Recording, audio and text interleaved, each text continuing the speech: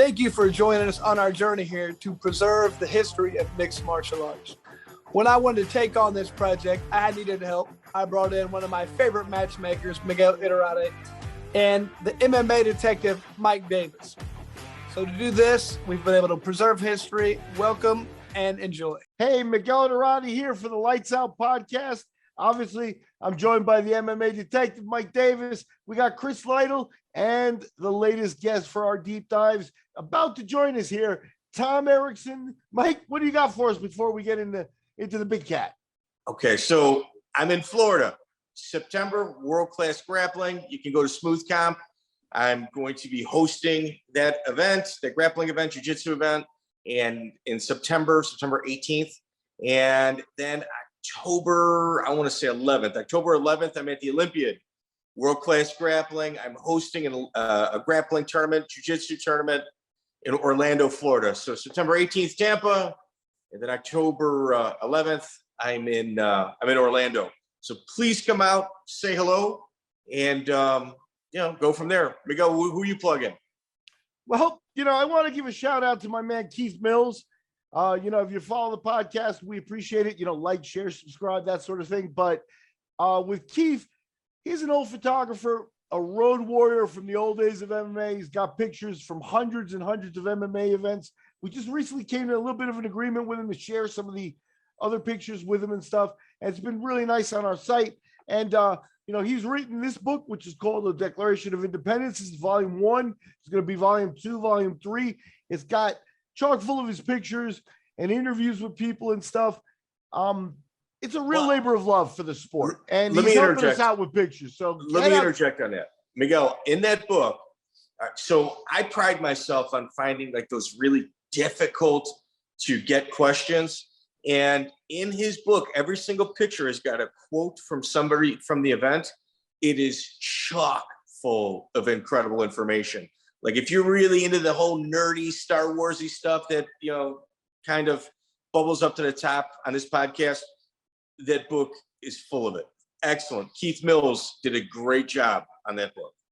Yeah, and just to give you a final shout out for Keith here, I didn't expect him to have a Tom Erikson picture to help me out. Tom's career is from the 90s. That was sort of before him.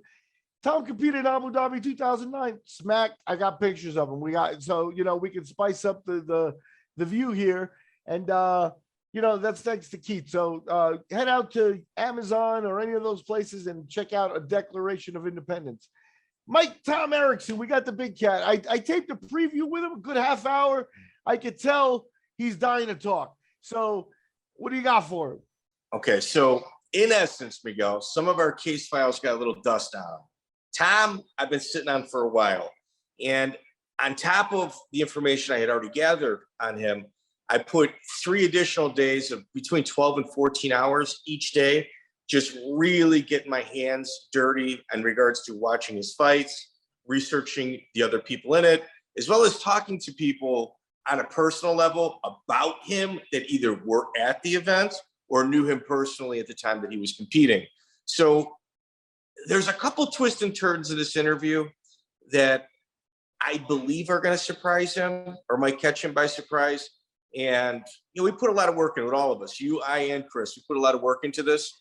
And I just hope people enjoy it as much as we did getting our hands dirty. Yeah, we're talking about a guy, 290 pounds, started fighting in 1996 after a wrestling pedigree that's practically untouchable.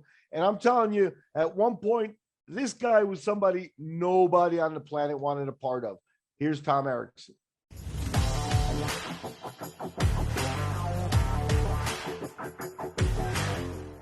All right, everyone, Lights Out podcast fans and everybody, the great big cat, Tom Erikson. Tom, man, great to see you, man. I haven't seen you in a while.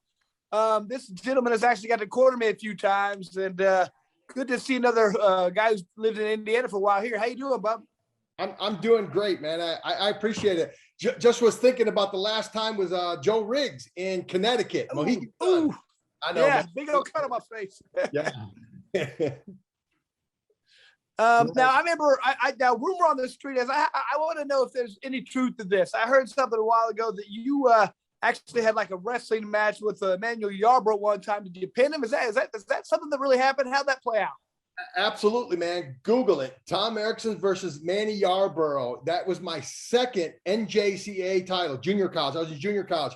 He wrestled for Middle Essex, New Jersey. We wrestled in the finals of JUCO. I pinned my way to get in the finals. He pinned his way to get in the finals. He was weighing about 450. He's like something 450. I'm telling you guys, Google it. It's there. And wow. I go out there. I'm pummeling with him. My dumb butt. I try to get in and locked up with him. And I try to throw him. I literally tried to throw him, pull him back. Boom! I fell right on my back. I backstroked. I was digging my feet in and pushed myself out of bounds. Got an escape. What does my dumb ass do? I pummel back in there, body lock him, hit a little sag, throw him back to his back, end up scrambling and pinned him. Wow. Unreal. Man, that was junior college. The very next year was the last year of unlimited weight class. So Manny ended up going to Morgan State and being a Division I All-American. He finished 8th in Division I. And as a matter of fact, I wrestled him again the next year when he was at Morgan State, when I was at Oklahoma State. So we wrestled as a JUCO, and then we wrestled when we were both in Division I. So I've wrestled twice. We got to be awesome friends, man. I got to visit him in New York and everything else. I had a good time with him. He was a super cool dude. Man, now, for those of you who don't really realize this, I remember there was this one time when you were up at Purdue and Matt Mitrione was up there working out with you. And I remember thinking, you going with Mitrione looked like Mitrione going with me. You're that much. How people realize how massive you are. Dude, you're just how big you are. I mean, you made him look little. I was like, damn, you know what I mean? So it was just amazing. You know, you going against this 400-something pound guys, but you're the name Big Cat for a reason, man. You're a large individual. I appreciate that. Thank you. I like to think with my prowess of moving around. Yeah, that's the Big Cat, you know, so it makes sense. You know, you don't move like a 300-pounder. I got that. My very first show when I was the WFF, World Fighting Federation, I'm literally sitting in an Applebee's or something like that, and I was sitting with Rico Chiapperelli, a guy named Bruce Halls, maybe Eric Paulson, maybe. And we're sitting there like, they're like, man, you got to have a nickname. You got to have a nickname. I'm like, for what, man? Okay. They're like, okay, you're big. You move really well. You're like a tiger, or how about a puma? I'm like, well, I'm white, so that can't be a and dude, you just move like a cat. You're big as hell. And somebody's like, that's it. And it's like, what are you talking about? And he goes, the Big Cat. We'll call you the Big From there it was at the table at Applebee's. We're just over sandwiches, and that's how I got my nickname, the Big Cat. I love it. You can't. I mean, a lot of people try and give themselves nicknames now. I mean, that's how it should organically happen like that. I love it. So, Tom, we tend to go through people's careers microscopically, and we go step by step. So, if there's any opportunity you kind of want to fast forward a few fights, you might be skipping some of the things that we're concentrating on here. Your first actual bout was at November 22nd, 1996. It was Reality Superfighting. It was an 8-man tournament. And earlier this year, we interviewed Oleg Taktarov. Miguel, did I pass that one? You're on, Mike. You're there we go. always on. That, Chris? Better when the mic is on. Bat 1,000. Wait till I get to these Russian names. So we have Oleg Taktarov on. I think he was on his honeymoon and he was drinking. And he had mentioned that, one, he was poisoned by the promoter prior to this event. All of the Russian participants were cab drivers. And Miguel, what else? There was one other. There were construction workers and cab drivers. They were construction workers, cab drivers, and they were given some sort of opiate in a tea prior to the event by the promoter. Now, we do our research and we look through every Russian combatant on that card. And I can't tell you Oleg was wrong. I mean, I'm looking at all of them. Your first opponent in this 8-man tournament was Aleksandr Khramstovskly. Wait, Miguel, did I get it? Sounds good. Okay, there we go. 2 for 2, Tom. So we got Aleksandr Khramstovskly. That dude's scary. And he's listed as a Sambo champion. I couldn't find much on his background, truth be told. But in your bout with him, the beating he took, he was either just a tough as nails Russian guy that just knew how to get his ass kicked, or he was legit, he was just outsized. Why don't you walk us through that fight and give us your impression of Alexander? Looking at the tournament, I'm like, okay, let's do this. And so I find out I have this Russian, and he fights with a gi on. So I'm like, that's something to be worried about? No big deal. And I'm still young at this. I've worked my hands a little bit. I have decent working knowledge of the ground. I say decent. That's it. That's the extent of it. Work with Rico Chiapperelli. They kind of came in late on this, and kind of the Raw team were at the beginning of that stuff. So we get that fight. I'm still in pretty good shape. I'm glad you mentioned this tournament, because this is, as we go through, it'll be fun. But I was like, okay, so I'm pretty good shape on this fight. So I know I'm pretty good. Take him down, not a problem. So I start pounding on this guy, hitting some decent shots on the face, and and I'm like going at it. I'm like, wait a minute, this dude's not tapping, he's not stopping. I'm hitting him pretty decent. No. And about 2 or 3 minutes in, I'm getting nervous. I'm literally thinking, oh crap. Because in the rules, you had to split the purse, and if they didn't have a winner, they'd take the backup fighters and put them in. You were kind of disqualified. What? Because if you didn't have a clear winner, you were both ejected, and then they bring a backup fighter in. What was the time limit? There was no referees for it. This is Tom Huggins that did that. 40 minutes. 40 minutes. Oh, hold on. You haven't gotten there. Don't do that. Don't spoil that. No, ask what the time limit was. Fights were time 20. limit. The first fights were 20. That's what they were supposed to be. 20-minute. That's it. And then you had to decide it. If it was a tie, you got booted. And then if it was a tie in the finals, you split the purse. You split the loser's purse. That's the way they did it, not the winner's purse. So wow. I don't remember what it was. I'm not gonna go crazy and say that, but it was a loser's purse. So I'm fighting this dude. So we're 5 minutes in. Dude, I'm getting tired of beating on this dude. There's times I'm like, I'm like snapping the punches, and it's like. Like, Tom, let me interject. And I know this is your story. So I'd like you guys to kind of imagine a heavy bag in the center of a cage, and you're working out on it, and you're hammer fisting on one side, flipping to the other side, hammer fisting on the other side, and just keep going all the way around for 8 minutes and 55 seconds. Because that's what happened there. Dude, I'm like sitting here going, this Russian's going to win by throwing 0 punches. Tom, I was exhausted. No doubt. That's why I said you were exhausted. I was like, dude, if I could blow on him, it would have been easier. Because I literally was punching this dude, and I've seen highlight clips of it. I haven't seen the fight, but I do remember when this dude got up, his face was hamburger. I heard somewhere 30-some plus stitches in his face to put his face. So in the middle at 8 minutes and 55 seconds, and please keep in mind, Tom is not working for submissions. He's just pounding. Okay, like he's not going for headlocks, not going for chokes. He's just pound. And at 8:55, the referee stops the contest, but not to declare a winner, but to hold your position so the doctor can come in, look at the guy on bottom, and the doctor goes, yeah, he's okay. And then they let the fight continue.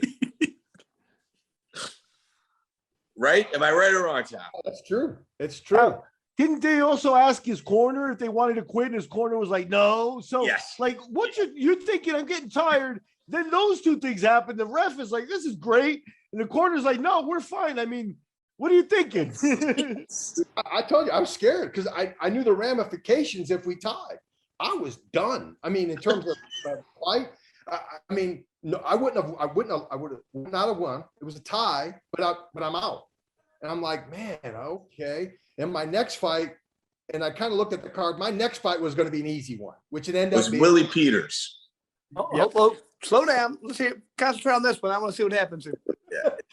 But they finally stopped it. The doc said, man, this dude's just taking too much punishment.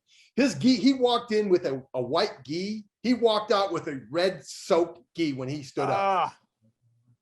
Well, they weren't punishing. Like, it wasn't like it was just destruction of just power punches. It was just, Tom's a big guy, and it was just boom, boom, boom, boom, but it was just consistent all the way around. And he looked like hamburger meat. And the referee, as Miguel had stated, is telling the corner, I can't really stop this. Throw the corner in. And they're like, nah, we're not doing it. It's not happening.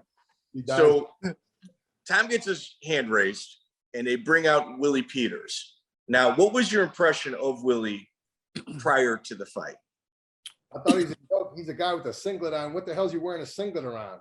I'm thinking if I had to fight him, you know, a gi's one thing that's different locks, but a singlet, man, I'm thinking literally, I thought for a second, man, I'm going to wrap it around his neck. Totally legal. Strap it, take it around his neck because I know I'm going to take him down. I mean, and I'm not trying to be egotistical when I say it, but I know I'm taking him down. So, but I get on top of him. If he turns or something like that, I'm going to wrap that singlet around his neck. Yeah, he always wore a singlet, always. I did. After that fight is I went back, took off my gear, and I took a shower right away. I need to cool down right away because I was exhausted, man. And I just took a nice, relaxing shower for a while. Boom, got dressed again, warmed up, kind of stretched real quick, and got ready for the next fight because the next fight went quick. How long in between? How long in between fights did you have? Was it like half an hour, 10 minutes, or yeah, about a half hour? Hour, but you were going to get 20 because the rounds were 20. Well, the round was 20. So, matter of fact, that's what killed that card.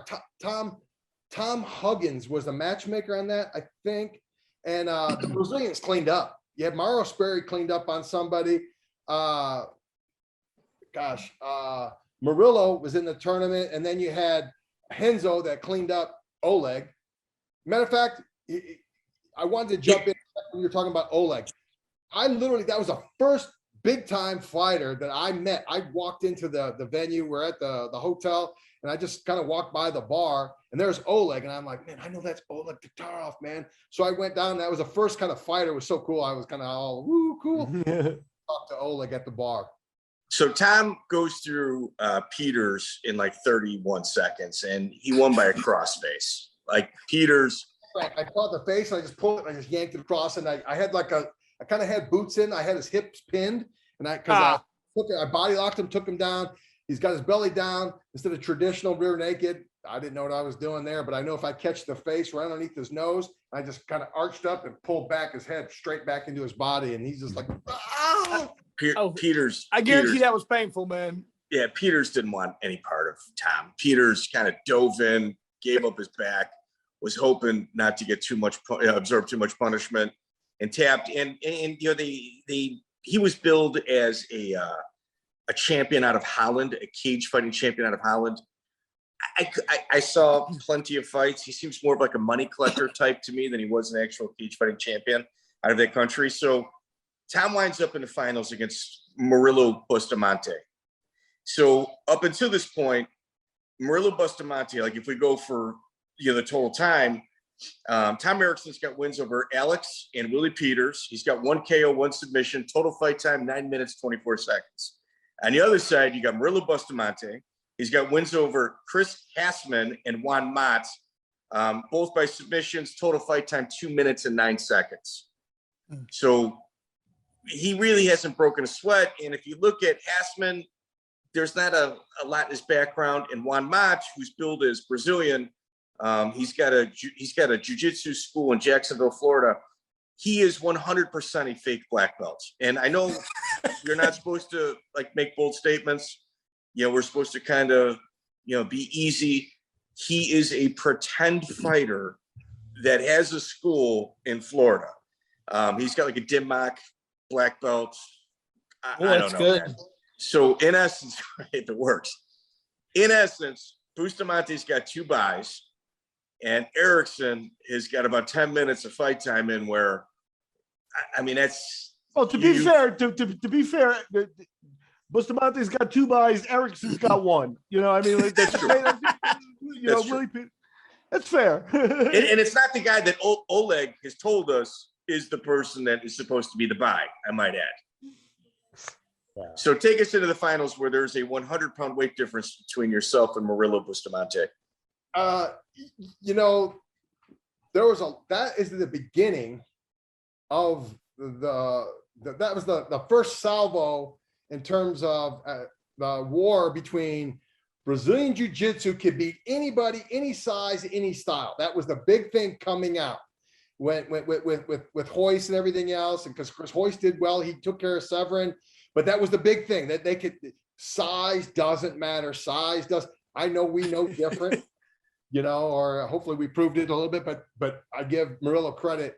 And then for me, I thought for me personally, going through that fight and everything I went through in that fight and stuff like that was the epiphany of my career that helped get to my career, put my ego in my pocket and start doing what you're supposed to become a professional fighter, fighting Murilo.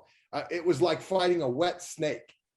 You know, just when I think, you know, the stand up, you know, I had, at that time, I punched heavy. I didn't snap. You know, it wasn't there. I had some rudimentary skills just starting out. I think, you know, if you talk about later in my career, I really kind of went backwards a little bit because I learned how to punch and I fell in love with knocking people out, which is really doing some other stuff. So, but that fight Murilo to me was the most educational, like epiphany in my life in the fighting girl, because what he was able to do and what I had to do to adjust it's just crazy. And I talked to Miguel, you know, last time in our intro piece on this. I've argued with Joe Rogan on this on certain occasions, and he starts mentioning world-class, elite wrestler, world-class wrestler, elite level wrestler and stuff. And, you know, elite level wrestlers are very good at their skill set, and they come in and they do these things really well. I think a world-class, I mean, the top level they're what makes them world-class is their ability to make those little tiny adjustments in competition, in the fight. You're good at your skill set, but you make those little tiny adjustments. Okay, I'm feeling Murilo's hips starting to slide. I know I have to cover. Bring your knee in, arch up a little bit, cut him off. Don't let him come in there. I pinch down with my elbow. I want to keep him here because, oh, by the way, he slipped. That's an arm bar. I feel that. And you're just learning those things. So I had to kind of make some adjustments on the fly with him. And I'm like, oh yeah, screw that. Let's go back to our feet. You know, I can kind of stall out here a little bit. Okay. So let me kind of clean. Real quick, I gotta Mike. clean this up. You gotta, he's not giving it justice. With Tom, it's okay. The fight starts. Tom freight trains him. Takes him down in Murilo's corner. So he's got Carlson Gracie Sr., he's got Mario Sperry, and he's got Ninja Rua inches away from the guy that's on bottom that he's trying to counter his movements. Tom pounded on him and got out of submission after submission for 21 minutes. That's incredible. Well, size helps. No, I mean, yeah, thank you. But size helps. As good as he was, size helps. And like I say, to my credit, I had world-class skill set. Okay. And it was wrestling, it was grappling. It wasn't jiu-jitsu, but look, I had enough rudimentary knowledge to take my skill set and my knowledge of adjustments and feel. Like Chris and I opened this whole thing I was talking about his head movement and how he's trained years to get that head movement anticipation. And I've trained years on the feel of shots coming and things coming. And, you know, I just kind of translated a little bit of my rudimentary skills in that and applied my elite level, world-class level. Man, I got to do this. Otherwise, it doesn't feel right. So I was cutting angles and stuff like that. He had almost a triangle and maybe 2 arm bars. I'm trying to think and go through there. One of them, he should have had me dead to rights. I kind of scrambled out of. If I remember correctly, you probably watched it just recently. So yeah. And the thing is, it's like the language that's being spoken is foreign to Tom. So he's guessing what Murilo's doing on the fly. And he's got Rico Chiapperelli and Mark Coleman in his corner. We're not getting the knowledge help from that. I like Mark, but we weren't getting the knowledge. Hold on. I'm sure he told you to bash him. That's his good. Bash him. Yeah. Mark might be. I love listening to him corner. Real quick, Tom. So, in my opinion, some of the like I always think it's kind of an innate thing, something you know or you don't, or you have it. It's like an ability to scramble. And some guys who are really good at scrambling, they can get out of positions where I think, man, they should get submitted. Do you think that's more just like an innate skill? Or do you think it's something that you work on? Is it really? I mean, do you work on scrambling to get out of stuff? I mean, I think some people are just really good at getting out of things, like their scrambling ability. Do you think that's like a skill that they've developed or something they just have? You got to have some of it. You got to come from a base somewhere, but you got to be able to do it. You either can do it or you can't. And if you have another skill set, that enhances your skill set and that scramble. I think that thing opened up a lot of eyes on multiple things. Murilo can handle, jiu-jitsu can handle big guys.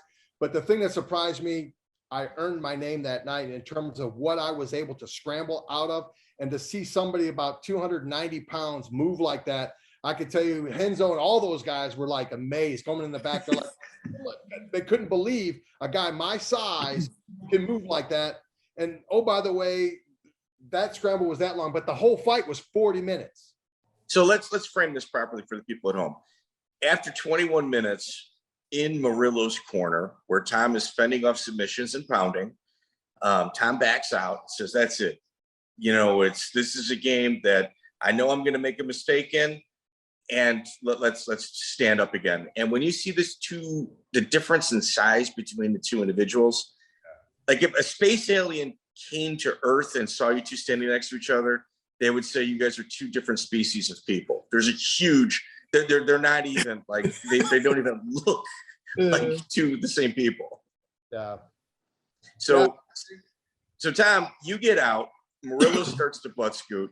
And what Tom does is he starts cutting angles and coming in with heavy punches, but it's one punching out, one punching out, one punching out. I've seen this. Murilo would refuse to commit to standing up with Tom, even though Tom, in theory, is a wrestler, and Murilo should at least have some sort of advantage, on his feet, comparatively speaking.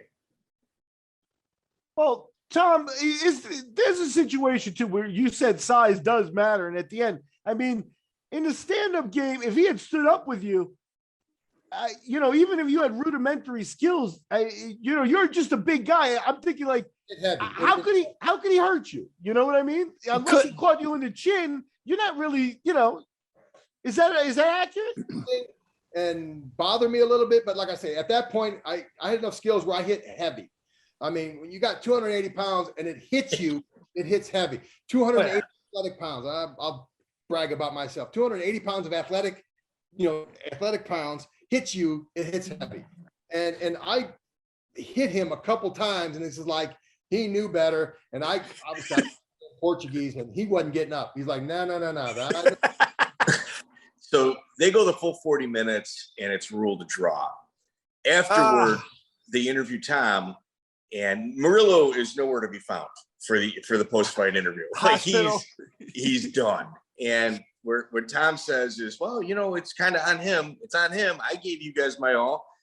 I think if you're paying us this type of money, you should have to fight. And he really didn't want to. And, we had started this conversation with Tom stating that jiu-jitsu is supposed to show you that size doesn't matter.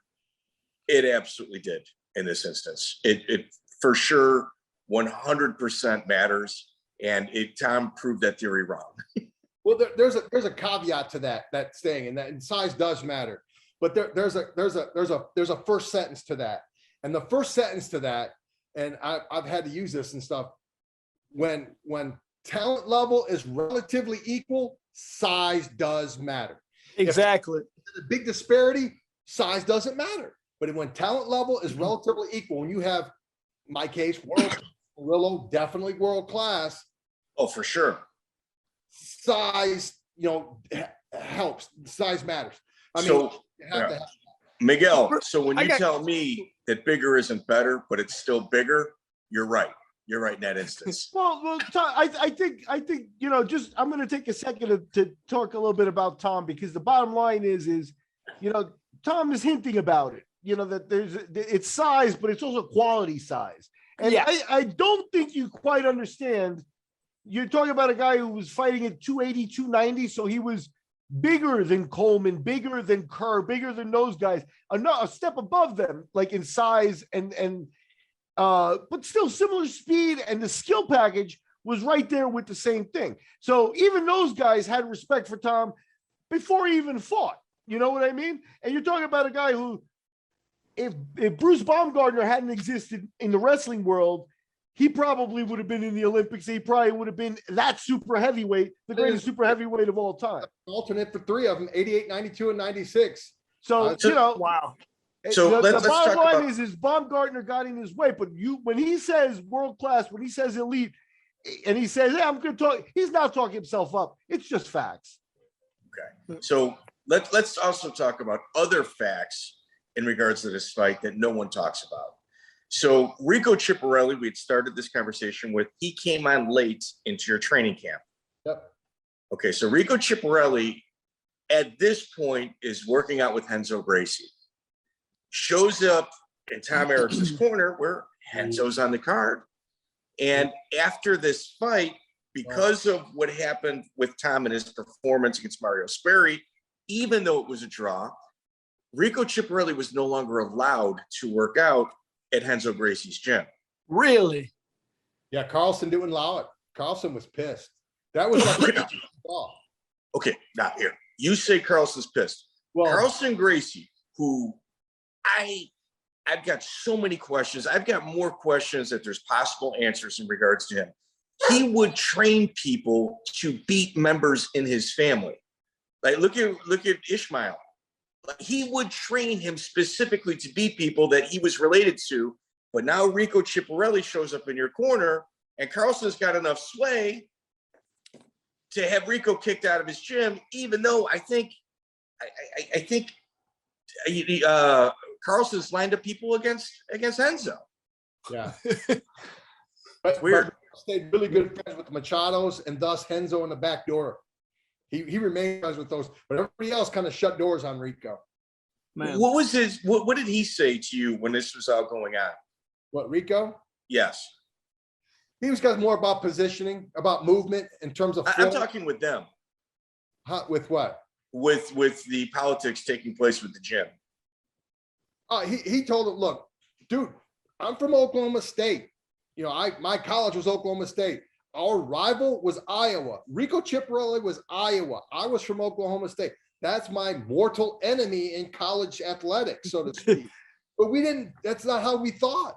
Look, the Triplets were enemies, but we were not. I mean, Rico was a visionary in what he did and thought forward. And, you know, I probably should have listened to him more, listened to him less on different occasions, and things might have been different. But he had a vision about this and what the sport could do. Rico was a purist. Rico never fought. I mean, and he was phenomenal. Everybody would have loved to fight, but he never did.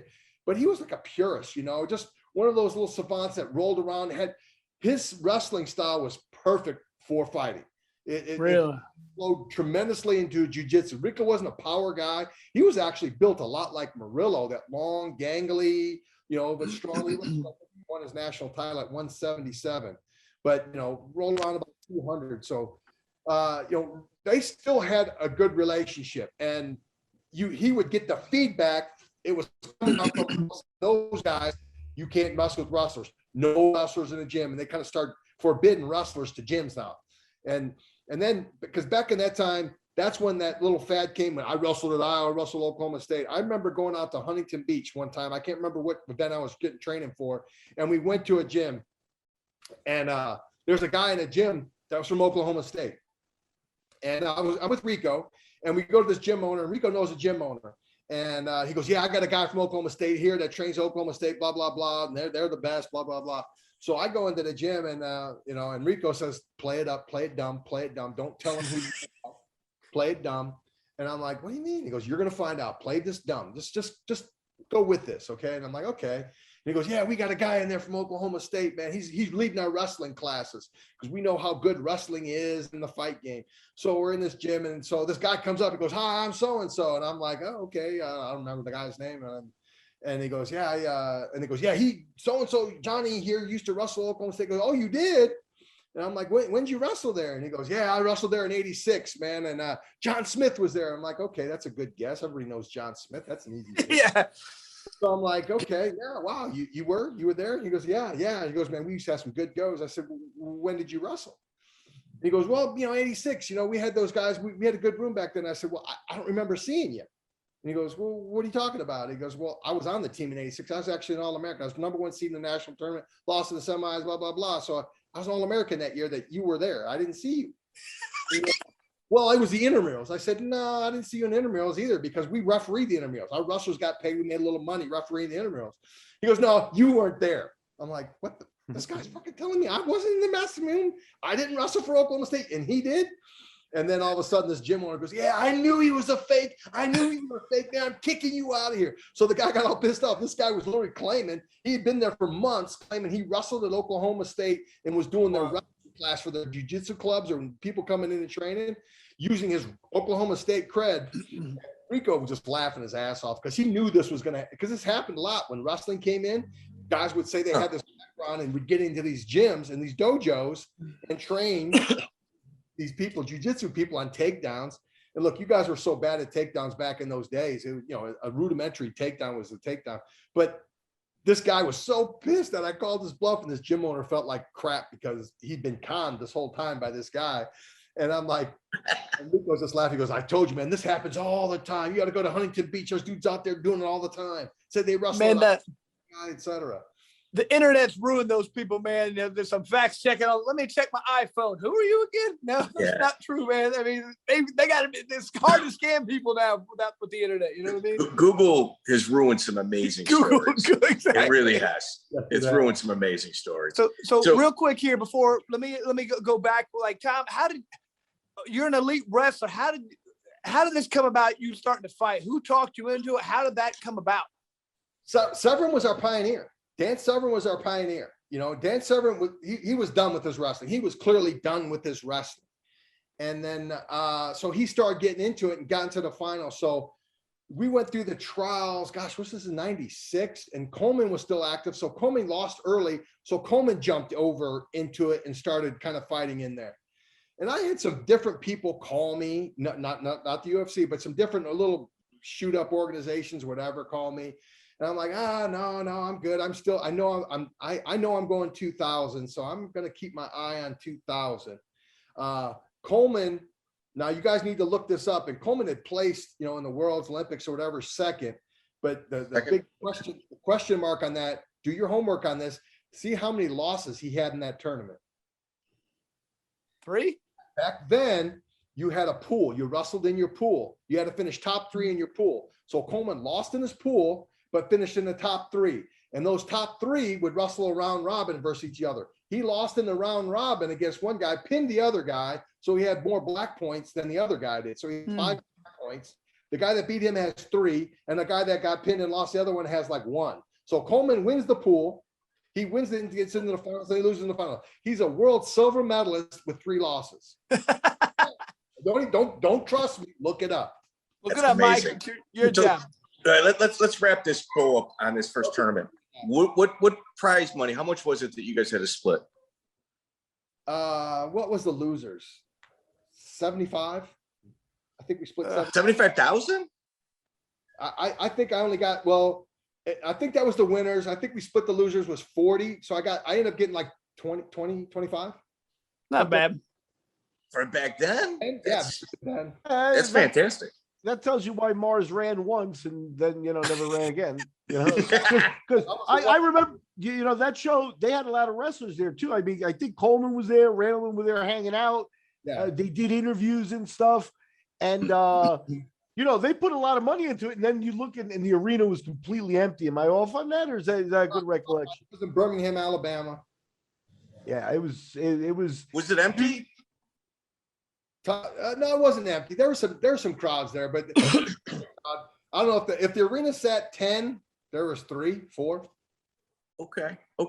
So you had mentioned about fake grapplers, but in your next bout, you encountered an expert at American freeform grappling in the World Fighting Federation against Davin Wright. How frightening was that? Hey, ask Chris, just talked about him. Manuel Yarbrough. Chris just talked about him. Different guy. No, it's just a big, huge dude and stuff like that. Dude, that fit me like a glove. It fit me a lot better than OJ's glove did. Tom is 6'4". He's 34 years old, 290 pounds. 1996 Olympic alternate. On the other side of the cage is Davin Wright, 6'4", 27 years old, 340 pounds. But the caveat is Davin is undefeated in 150 no holds barred fights. What? Are these documented? I think it's a fancy way of saying that he's a bouncer at like a seedy strip club. To be honest, if I had to kind of read between the lines. Well, Any comments on your end, Tom? Yeah. Yeah, I know the thing, Tom, is it something? You know what? I mean, that's when I enjoyed fighting. That's a fight I enjoyed to take. When you had to do, look, I know the game now, and Connor's done it. He's taken it to another level in terms of the trash talking and stuff like that. One of my problems, and I actually started doing better with it later in my career because Gary got in there, and Gary likes to talk and kind of taught me I need to talk more, blah, blah, blah. But my whole thing was being respectful. Let's fight this guy. And Davin was kind of just such a cocky SOB around the hotel. And so because you bump into a guy, hey, you just kind of walk by him. Yeah, you get your ass tonight. But I'm like, really?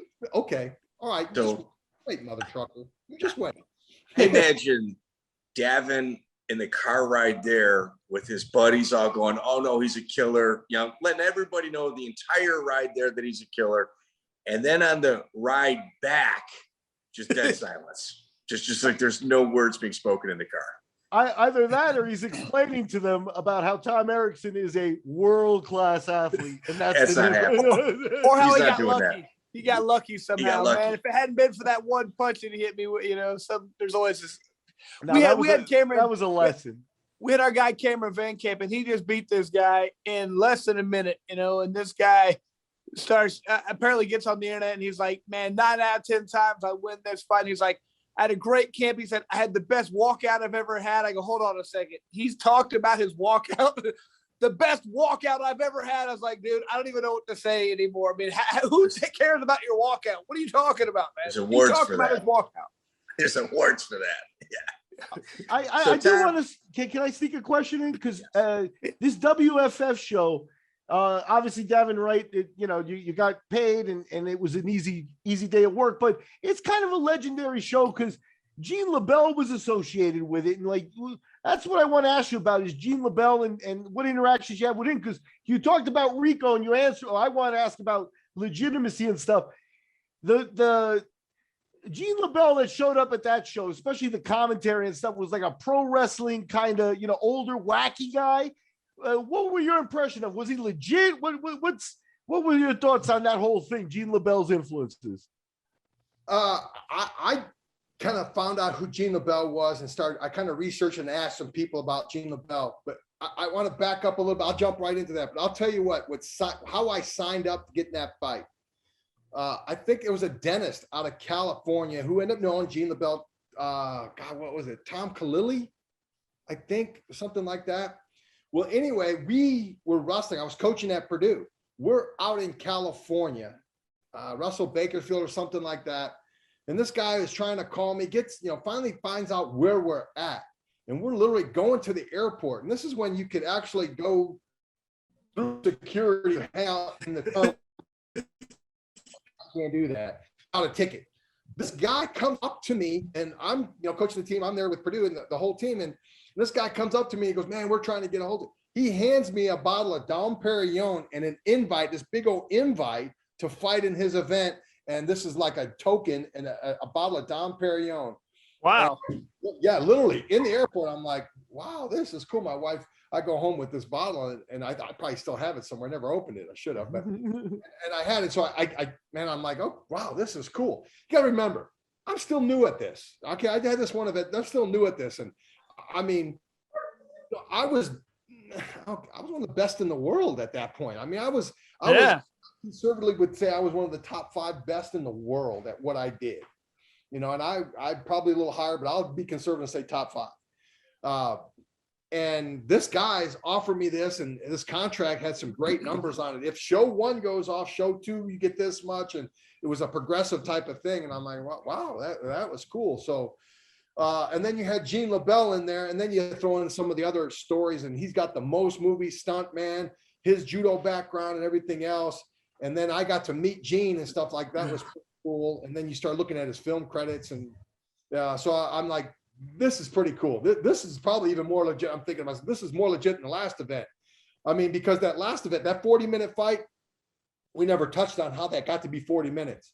Well, the fight, I'm sorry to back up, guys. I apologize. No, perfect. The fight was only 20 minutes. But because all the Brazilians cleaned up so quickly, Mario cleaned up quickly, Renzo up kicked, Oleg really quick. They all ended. So they had tons of TV time. They had this TV time that they had left over. So let's get the benefit of it. So instead of saying 20 minutes, so the fight went 20, and right near the end of that, right in that one side, Rico's like, they're going to extend it 10 more minutes. So we get near the end of that 30, they're going to go another 10. They're going to go another 10. Be ready. Keep fighting another 10 minutes. So that, and then after that 40, I'm thinking I'm exhausted as hell anyway. And I'm like, okay, no more fights. Hopefully I'm like, but that's how that fight got 40 minutes. It was a 20 and added 10 because the Brazilians cleaned up so quick. They had the TV time they had to burn. And oh, by the way, knock on wood, it was probably one of the more historic events, just the different views of it. But kind of going back and forth, back up to speed. Sorry, guys, jumping around. But LeBell, man, you can't get more legit in LeBell. He's done it in the entertainment business. He's done it in a mixed martial art in terms of his judo and competitive judo. And that guy was just flat out salty. And from that point, when I got into that event for about, I would say 10, 15 years, we exchanged Christmas cards every Christmas. Wow. Well, Gokar was the referee as well. I mean, let's not ignore that. That Gokar was his student. And then Oleg, trained with that and et cetera. But Gokar was, legit. Yeah. So we see Mark Coleman appearing in your corners quite a bit up until this time. But from there, they fly you to Brazil in order for the Brazil Open in order to fight Kevin Randleman. Was there any hesitation on your end taking a fight against Kevin based on your relationship with Mark? No, Miguel and I talked about this last week. Miguel, I touched on this. You wanted to bring it in there. Look, here's the deal.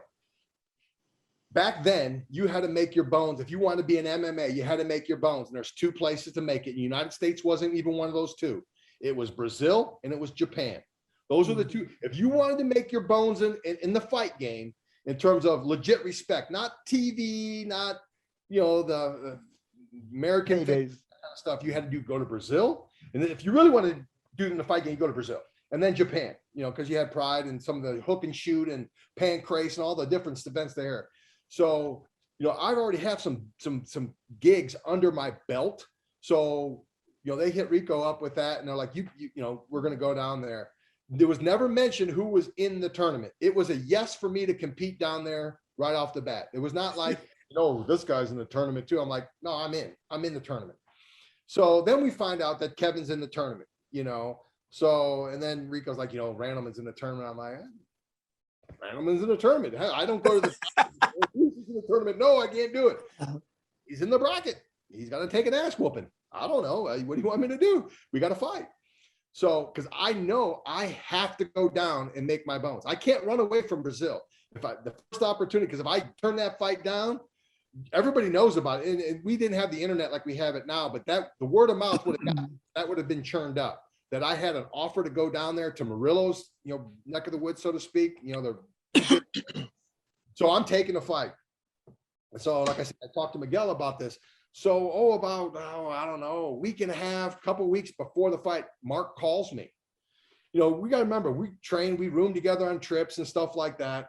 Mark calls me, he goes, hey man, I heard you're going to be in that fight down in Brazil. I'm like, yeah, I got to do it. I got to make my bones, that's, I got to do it. And he's like, well, Kev's in there.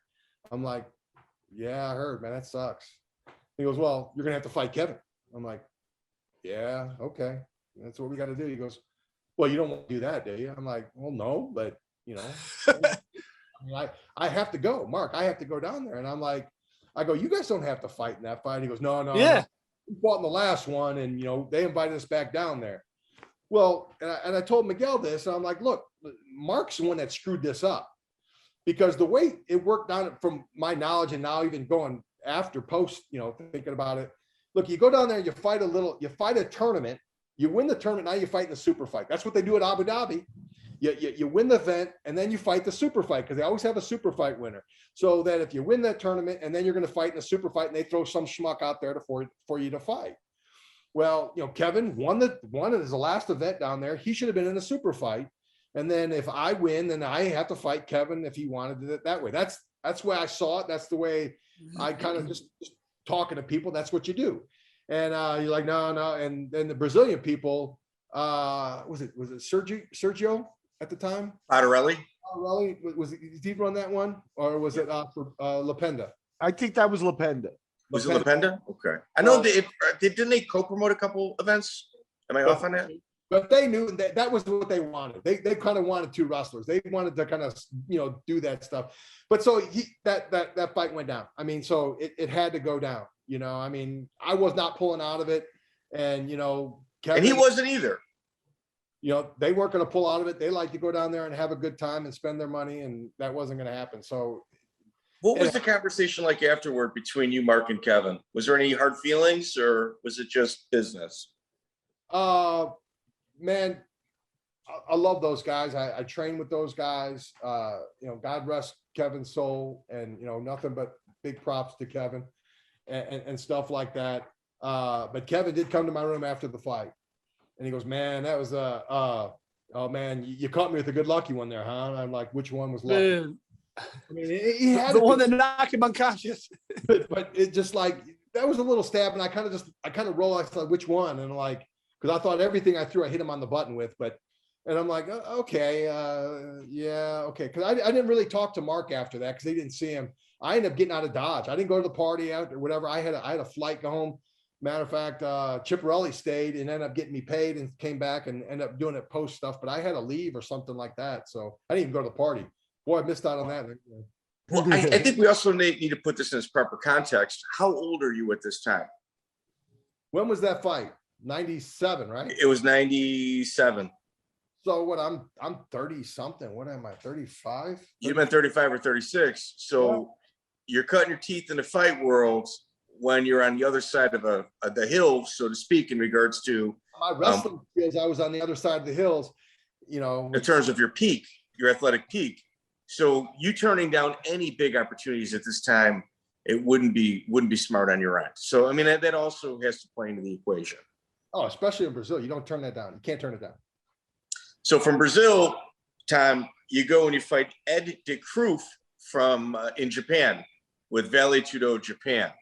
And Ed is a high-end Dutch boxer. Miguel, you'll like this. He's got a win over Dirty Bob Schreiber. I think it's his first fight. And he's got legit hands. Ed's got legit hands. And this might be on paper, in terms of the stand-up fighter, this might be your best opponent up until this time in terms of being able to put together combinations and piece you up stand-up wise. You want me to agree? Well, you can walk us through the fight. Ignorance, how did it play out? Ignorance is the best defense on that. Ignorance was best defense. He's a Dutch guy. You got to think of hands. And I'll say ignorance is the best defense, and knowledge is the worst thing you can have in some fights. And when we go up to Heath Herring, I'll say knowledge hurts me, but ignorance is the best defense here. And the other thing that I did something really sneaky in that fight. If you ever watch that fight, I just kind of looping my arms, kind of loosen up my shoulder, and I hit a high dive and I level change. I was kind of looping my arms around, just kind of throwing them up there, loosening up my shoulders. And he kind of looked at me for a second. I just kind of, my hands came in together. I level changed and just hit him right with the body lock and locked him up and just drilled him straight to his back and went straight to a mount. He never recovered. Ed never recovered. So in essence, I thought I was going to get thrown out because I flicked the referee. The referee tried to pull me off and I threw him off me. If you ever watch that fight again, I literally flicked the referee off. I'm going to referee, hey man, I'm sorry. Don't disqualify me. So Tom does kind of like a pro wrestling move where he just obviously accurately described it. And Ed never recovered. I don't think he understood what was going on. And by the time he got blasted, it was over. Fight was like 15, 20 seconds. I mean, Tom, you're really running through people. And your hardest fight up until this time is the Russian cab driver that, Oleg Taktarov had talked about in your first bout ever. And it's kind of like you're finding yourself. Why don't we talk about Japan? How was your experience there with the crowds, the interactions? Did the Yakuza, did you kind of meet them at this point? Later. I did later. I thought it was kind of, it was creepy because the crowds were quiet. They kind of cheered. I think it is a crescendo when they saw a submission, ooh, it would kind of perk up. But it's not like a typical bar. It's not like the 8-second saloon. It's none Kick of his that. ass. No, it's just they're and they're very respectful. They'll clap intro and the back half, but when you start to see a submission, they're like they kind of ooh and ah. They ebb and flow with the match itself. They're pretty knowledgeable. I thought that was really cool. It's great, then you all of a sudden, like you said, a submission attempt, they start cheering, and then when somebody gets out of a submission, they all clap, and then it goes back to quiet, and it's weird. You can hear the fighters breathing. You watch the tape and you're hearing people like heavy breath, and then a corner, you can hear every corner, man. It's so easy, and then all of a sudden a good move happens.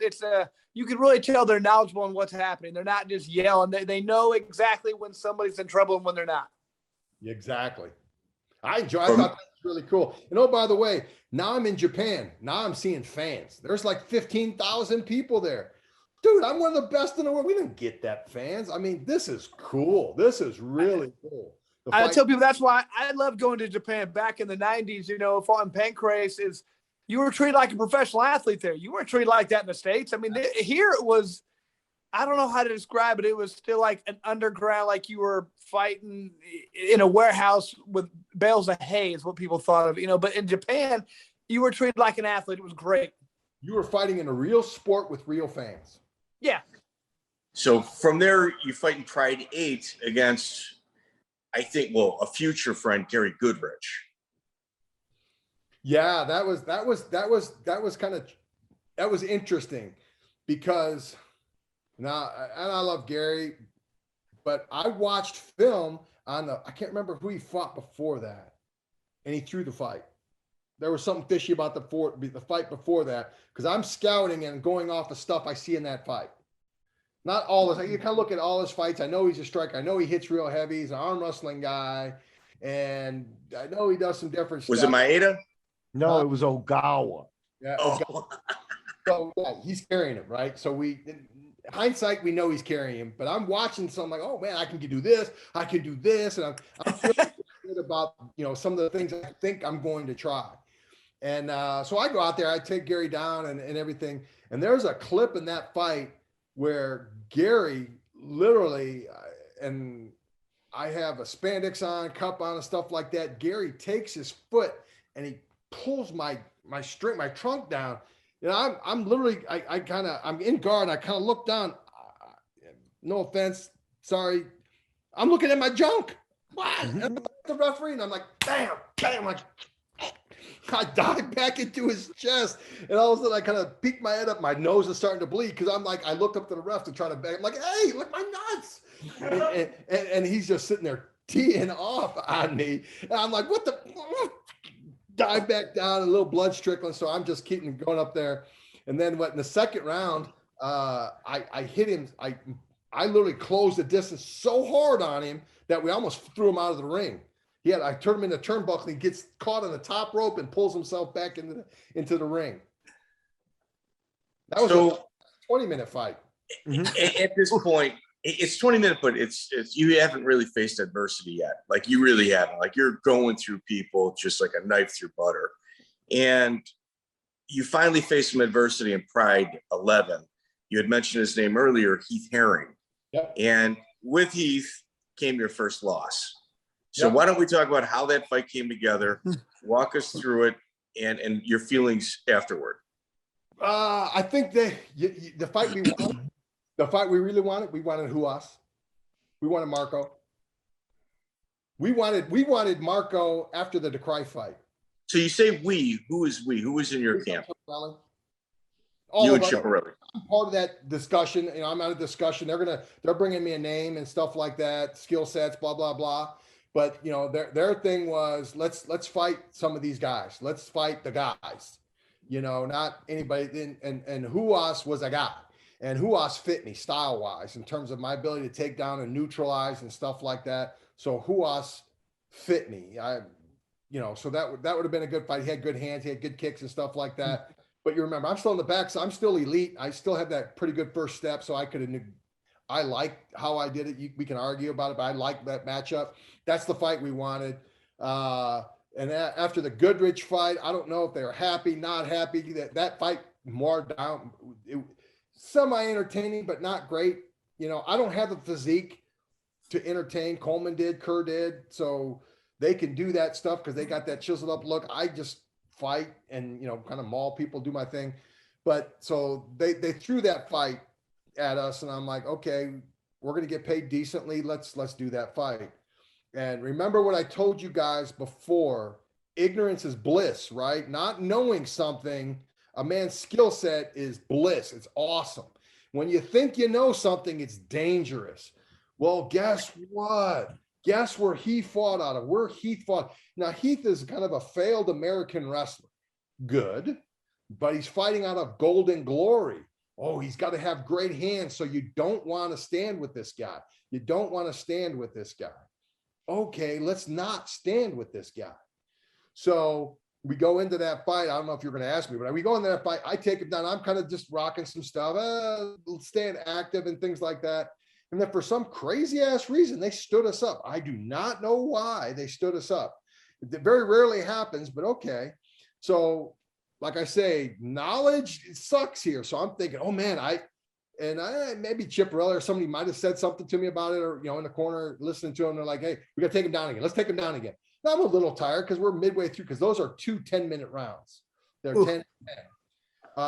So I got to take him down again because, you know, like he ain't got nothing for me. He just doesn't have, and, you know, honestly, he didn't have the hands either. He never really did. Even later in his career, he had a little bit, but my hands, even early stages, were better than his. I mean, I know that now. It's easy to say it now, but I said knowledge at the time. I thought Golden Glory. What do you think of when you say Golden Glory? Guy training at Golden Glory. Yeah, stand up stud. Yeah. So if you're talking about a guy training at Golden Glory and oh my gosh, who's in this corner? Who's the guy? Miguel, who is it? I'll look it up. But so he's in the corner. So like, okay, we know we can't stand. So I can take him back down. Level change. So I'm going to hit a shot. And lo and behold, he throws a kick and I catch a shin right across the button. Comes around, takes my back, boom, I'm done. Yeah, I'm pretty sure he was cornered by Coors Hammers, is the guy who was cornered. Yeah, that's right. So so he's cornered by a stud. He's fighting for a stud organization. Don't stand with the dude.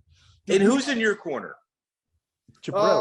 Rico was more or less kind of full-time in that, and his brother was kind of our manager and stuff. We had a guy, Right. We had some people training, but So Tom, I'm not trying to insult you when I say this at all, because I've got the utmost respect for you. But when I watched the video, based on what I'm hearing from your corner, which was incredibly knowledgeable, it sounded as if you were kind of still learning the top game. Sure. Based on the instructions that you were getting from your corner. Dude, the second I stopped learning, even in wrestling, even to this day as a coach, I'm done. So yeah, you always are learning. No, dude, seriously, I Okay. I still learn. And that's a testament to yourself. Like, you're a super high-end athlete, and you're pushing you're running on red, and you're pushing yourself. You see how far you can go, and you're still wrestling. You're still in a wrestling room where everybody else is.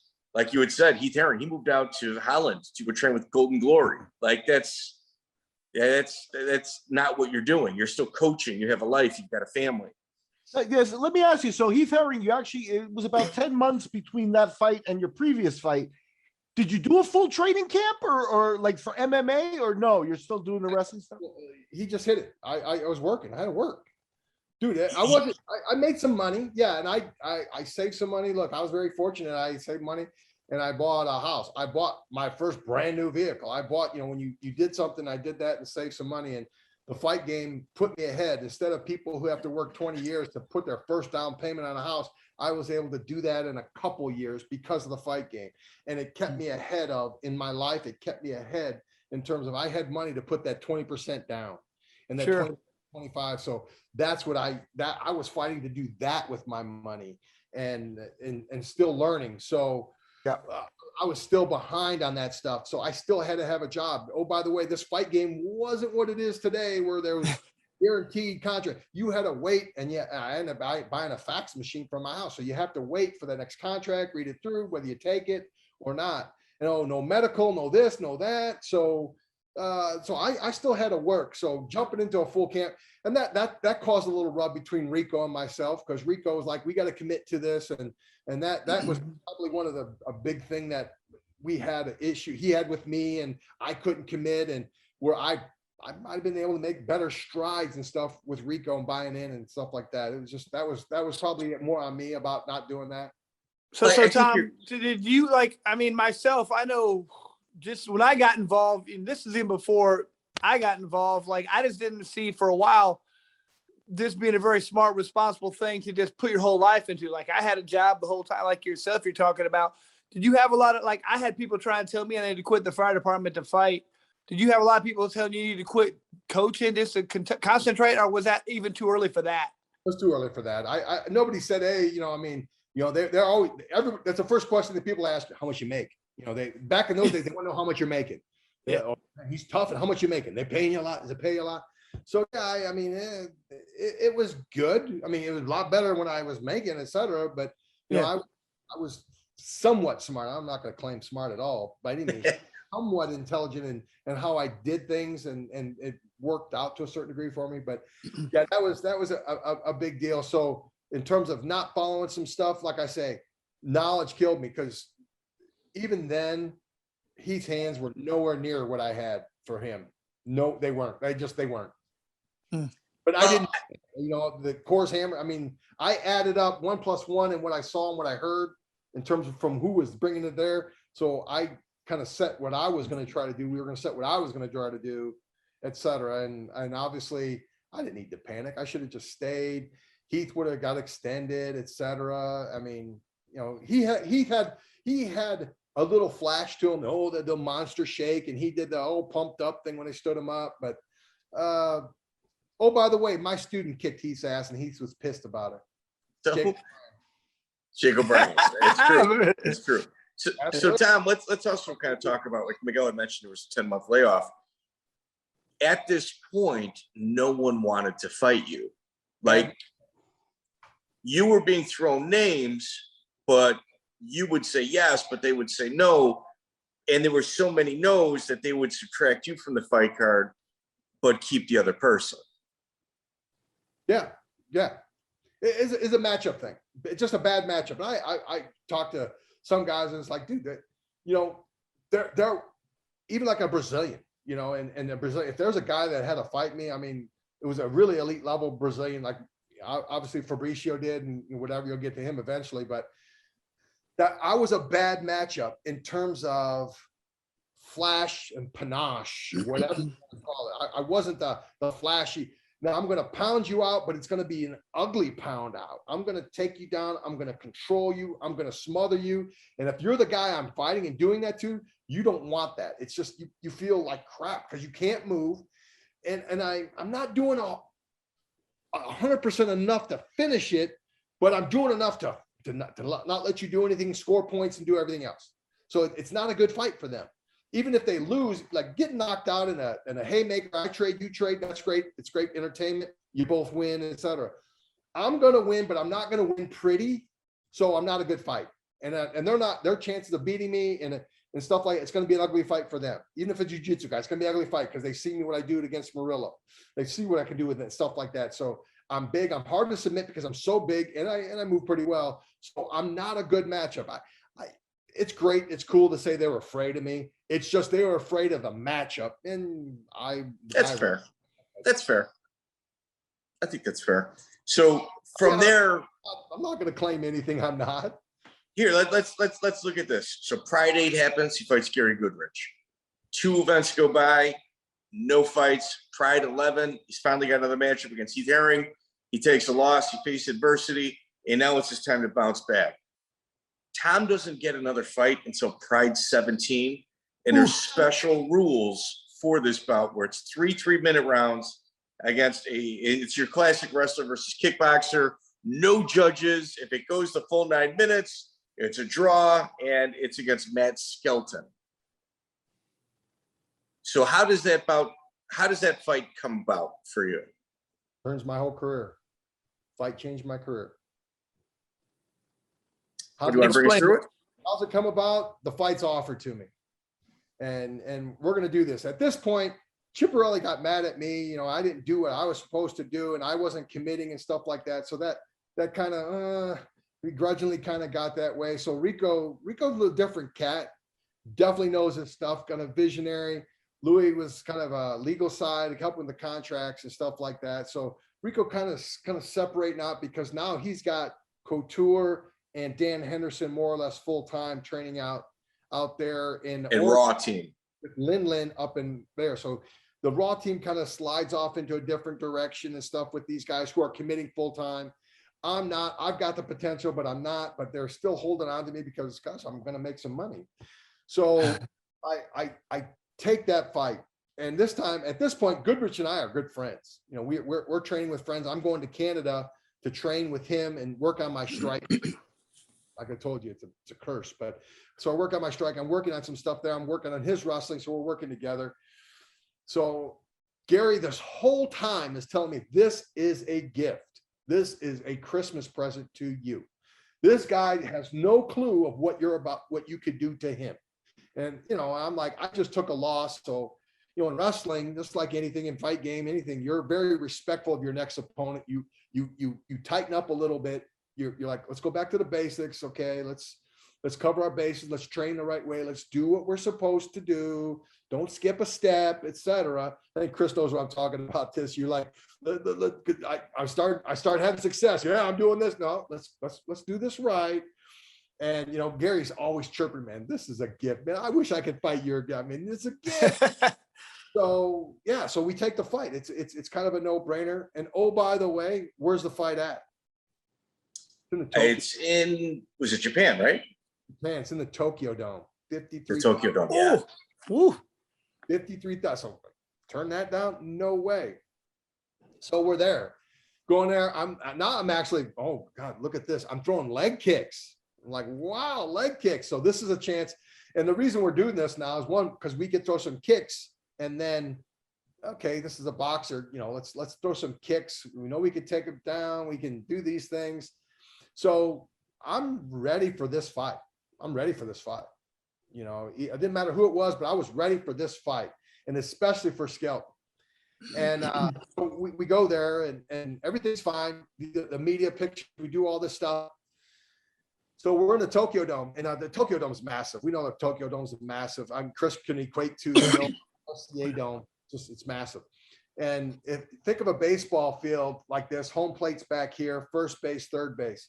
Our locker room where they housed us is in a batting cage area. And what they do, they put like a little tents up for you, and that's your cubicle and stuff like that. They do that in Vegas too. They give you a little tarp city, you know, you have your own corner. And the red corner's here, the blue corner's probably in first base or third base side. So we're in the corner. So what they would do to you when they would stage you, if you're like 2 or 3 up, they take you out, they put you in a little van, go outside, drive around to center field. And that's where they'd walk you in. They do the pyrotechnics. They had a lift up there. So you come out of the center field scoreboard, walk all the way down to second base. Awesome. You know, we know Japan, you can't beat their pre-show stuff. It's incredible. So you go over, I go over there. I'm standing, you know, I'm with Goodridge. He's in my corner. Was Chiapparelli there? So Coleman anyway, was. They're chirping in my corner. Coleman's not with me. Or did you say that? He's there. But he's not in my corner for this pre-staging. So Goodridge disappears. I'm literally by myself, maybe or whatever. I'm by myself. And I'm kind of like, what the hell? I'm by myself, you know, and I'm kind of getting like, whatever. Gary comes back to me, comes up to me and he goes, Tom, come here. We got to talk. I'm like, okay, what's up? And he goes, they want you to stand. And I'm like, what do you mean? Now, I've said this in other interviews and stuff like this, and I'm still alive, knock on wood. So I'm like, what are you talking about? He goes, they want you to stand for the fight. And I go, how would I do that? This guy's like a European champ or whatever. Why would I stand with him? He goes, they just want you to stand. And I'm like, what do you want me to do? And he goes, do what you got to do. Take care of it. Well, was there an entanglement of money being offered for you to stand? Nope. I was just told. Being told they want you to stand. Just being told. Somebody told him. He told me. You know, I'm not even going to put names to who told him. I'm just saying somebody told him. I can speculate names, etc. But Please do. Wait, I'm still alive. I'm good. So I'm like, what do you want me to do? So go out there. Obviously, I'm not standing. Close the distance. I hit a nice little mid-level shot. He kind of starts to sprawl. I come up. I do a little helicopter lateral, launch him, throw him. He bounces, go straight to mount, I think, or at least he didn't go to guard. So I had to go to mount. So I'm in mount, and he's got me tight. He's just hanging on. You know, he's probably taught. You know, let's see if we can do a stand up. So I'm trying to get space. I'm a little couple punches. And then, I kind of get my hand and on his throat. So I'm gonna try to push up so I can create some space. Well, now hindsight, whatever, even then I kind of knew I got to be careful, but I know I'm fighting a boxer, so I'm okay. So I get pressure on his neck, and I'm grabbing his neck. I'm just squeezing it because I'm there anyway. Instead of a forearm, I just really have my hand open and I'm pushing up, and I hear, I'm like, are you kidding me? And I'm not seeing it come over. I'm not seeing anything happen in terms of an armbar or something. And I'm like, I clamp down on it. It's your classic, just put my hand on your throat. And the guy's got both his hands on Tom's arms, but instead of pushing the hand off of his throat, he taps out. I got it. You're right. It's the rapist choke. And he can submit me possibly, but he didn't. So I win the fight. So yeah, I'm excited. I'm out of 53,000 people. I just choked this dude out.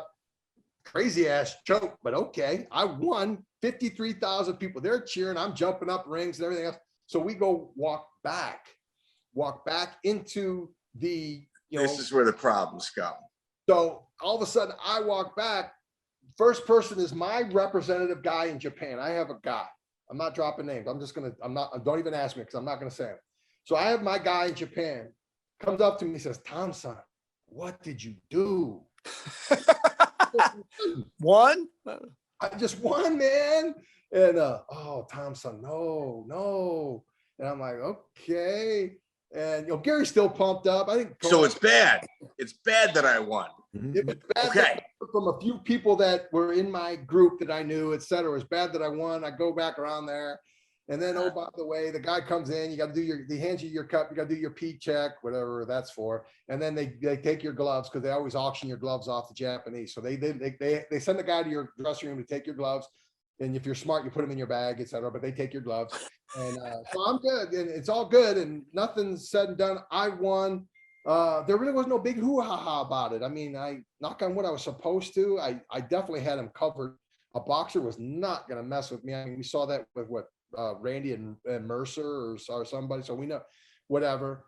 So go ahead. Tell me what my next fight was and what style. Tom he fights Obaki. You take it on 3 weeks notice. You go through him, fairly, I'm not even gonna say fairly easy. Just it was your standard freight train that Tom Erikson is kind of known for. And you fight in K1. So you're doing straight stand up and you fight Mike Bernardo. The late Mike Bernardo. That's punishment. Wow, is it punishment? Are you freaking kidding me? Yeah, it's K1. He can't take him down. Did you watch it?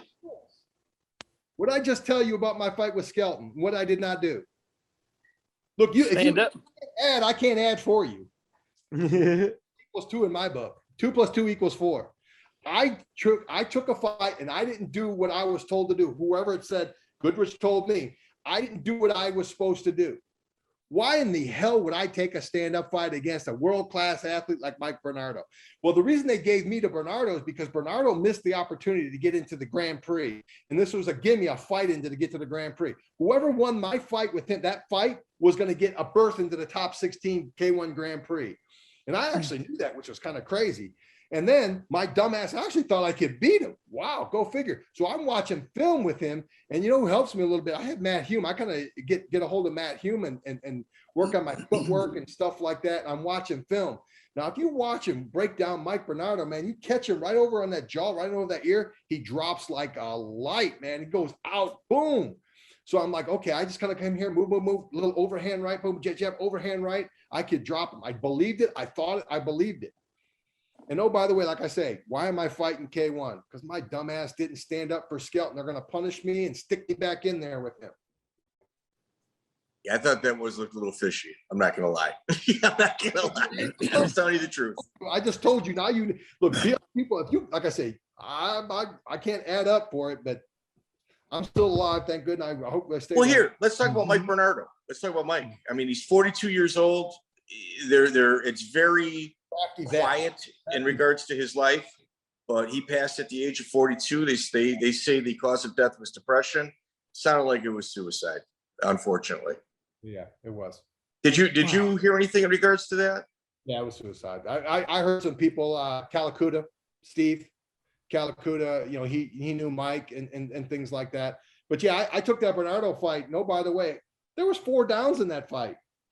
And I had the first 2. Yeah. Right.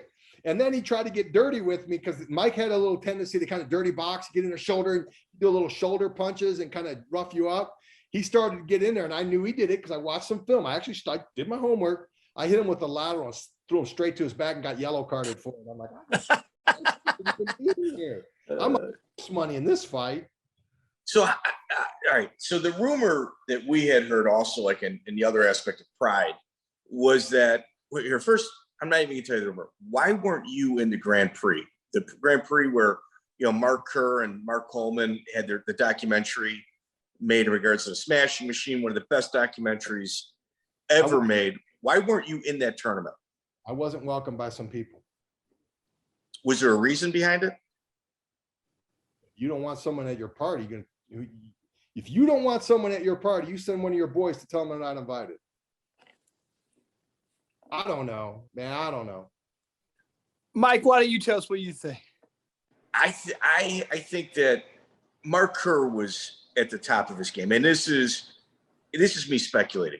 I'm not there.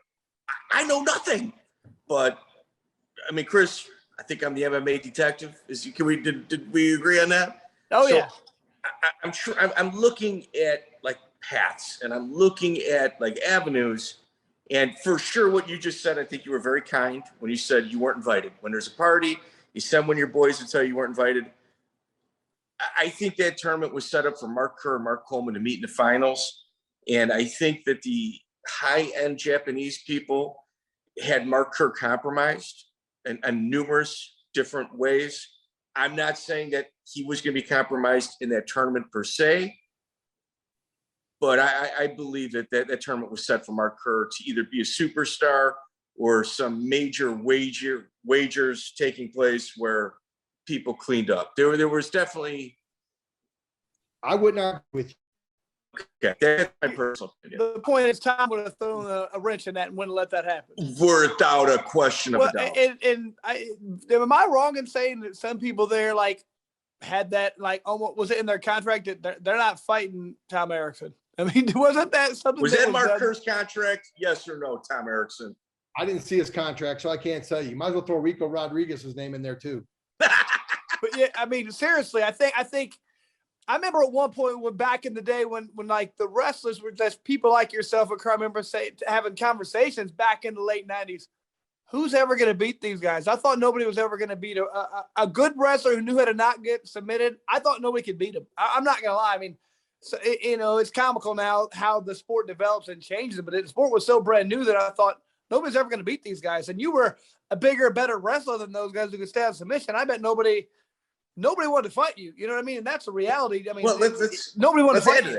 Let's add to that. Tom, how many headbutts have you thrown in your entire career? I didn't throw that many headbutts. I didn't count a single headbutt. So I don't throw them. Now, so he's got this dominant performance. He's smashing everybody. And to be honest with you, I think you probably, if you threw headbutts against Heath Herring, I think you would have had a different outcome in that fight. Yeah, if I don't take the shot and lean with my head, yeah, and then don't panic because he's going to hit me. No, yeah, for sure. I'll take that too. But Tom, I didn't see a single headbutt, even when he could throw them. And the reason was because he didn't have to. Yeah. He didn't have to. Well, that's how, the levels the differences in levels there were. Well, I think one of the things that come into play here too is, 265. This is 2002, and I also want to ask about Kerr's decline. But 265 was about to be announced around this time as the UFC's weight class. Now, was 265 ever an option for you? It wouldn't have been a preferred option, and if the money was right, I'm going to make it. I'm at 86 now. I'm at 85. I'm right there, 90, right there. Maybe fat, not training the right way, 95, but I'm right at 86 because that's where I wrestled, and that's, in a good training camp, that's where I want to keep. I got to the point where I want to be as big as I could in the weight class wrestling wise and still maintain some agility, a little less. 80s where I wanted to wrestle at. So I adapted my game, my top game, which they don't do in the parterre anymore. Matter of fact, Gable Stevenson got turned twice with that gut wrench. He ended up winning, did awesome. But for that's the Olympics, guys, if you don't know what I'm talking about. Yeah. But parterre was really big there. Takedowns were worth 1 point, turns were worth 2. So I got really good in my parterre. So size mattered in that. Bruce Baumgartner had a phenomenal gut. I learned from that. So I trended that way. So I wanted to be at 86. Could I have made it to 65? Yeah. And if the number was really right, I definitely would have tried. But, what did the UFC offer you? Did they ever make you an offer? UFC never threw me an offer. Not that I knew of. Okay. I think they could have matched the money you were making in Japan. Listen, from what I understood and what was kind of explained to me by Chiapparelli and stuff like that is they had some trouble with Monty in a sense, not trouble bad, but they had too many of his guys. Then they won't fight each other. Then you got these guys fighting, in the UFC and they won't fight each other.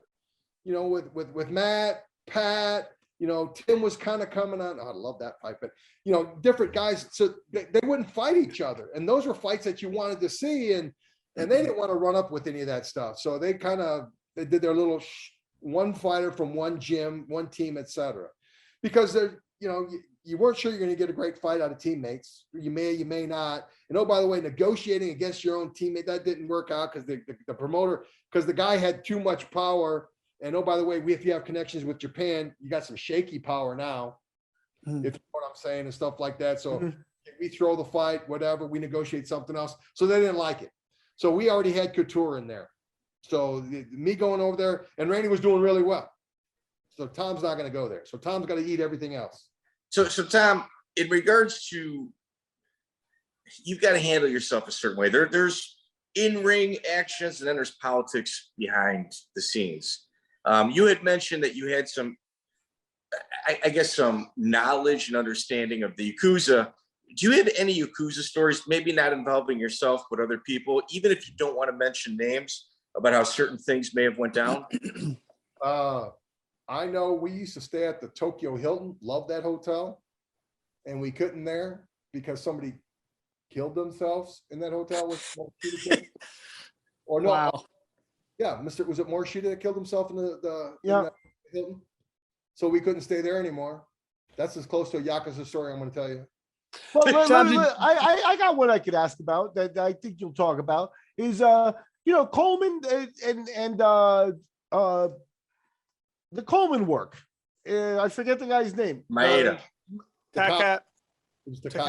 Takata, that's what it was. Yeah, that's why I couldn't remember. But so Coleman won't talk about it, but it's kind of known in the business. Why don't you tell me about that one? Because that one seems like, that guy ain't gonna be Coleman. Come on. For all intents and purposes, Coleman was done in the United States. What Pete did the head kick, knocked him out, made him look silly, right? That was his last. Lost him. Maurice comes back, fights Pete. Pete knocks him out with a head kick. So he's done in the UFC. But oh, by the way, over in Japan, they're making some good money and everything else. And he still has a huge name. He was a champ over in the UFC. So he's still got cred, even though the UFC legit, he's done in the UFC because he's been no more headbutts, no more this, no more that. And now we got these guys that are kicking and doing these other things. And for as good as Mark is and stuff, he's kind of one-dimensional still. And okay, so we go over there. So from what I gather, there was a great deal worked out between him and everything else. And he goes in there and fights Takata. and you think he's fine, and all of a sudden Takata comes up and pulls one out, and there it is. Takata. He was like everybody knew. Like even people without working retinas understood what was happening with him. Hour after that one, Tom, you gotta get close to your microphone. We're having trouble picking you up. Sorry about that, buddy. I think everybody had to take a shower after that fight. They were all felt good. Well, here, let's mix it up a little bit. King of the Cage in California. You're attending one of the events. You and Don Fry had some issues, but no one really talks about the problem, where it started and where it may have went. You and Don Fry apparently got into a heated conversation at a King of the Cage. No, man, Don was my boy. I coached Don in college. Don wrestled Arizona State, transferred to Oklahoma State. Crazy story. So Don's our starting heavyweight at Oklahoma State. We're wrestling our Bedlam match. That's Oklahoma State. Big rivalry. The same thing in football, just as big in wrestling. So we're wrestling this guy. Don is wrestling a guy from OU who happens to be from Illinois. We kind of recruited him. His name's Carl Presley. Huge guy. So Don's out there. Don's just a fighting dude. He's scrappy. He's a very good wrestler. Not great, very good, but just scrappy guy. We know he's scrappy. So all of a sudden they start swinging. I'm on the bench. I run off the bench and I grab Don by the waist and I pick him up and I'm holding him up on my arm. I've got my hand in Presley's face. And oh, by the way, the referee, everything goes crazy. I put Don down. Everything's fine. We walk back. They compete. They continue to wrestle. No big deal. Dude, I should have been disqualified, ejected, Don ejected and stuff for them throwing punches. They didn't do it. They let him keep wrestling. I think Don actually won the match. But, you know, Don was a bouncer in Stillwater at this place called Joe's. Don and I, nothing but props. Even to this day, very good friends. Yeah, I don't know why that rumor came about. I'm not sure. Hey, I like how he says he picks him up and pushes the other guy off with one hand. I'm not doing that to him. You know what I mean? It's just impossible.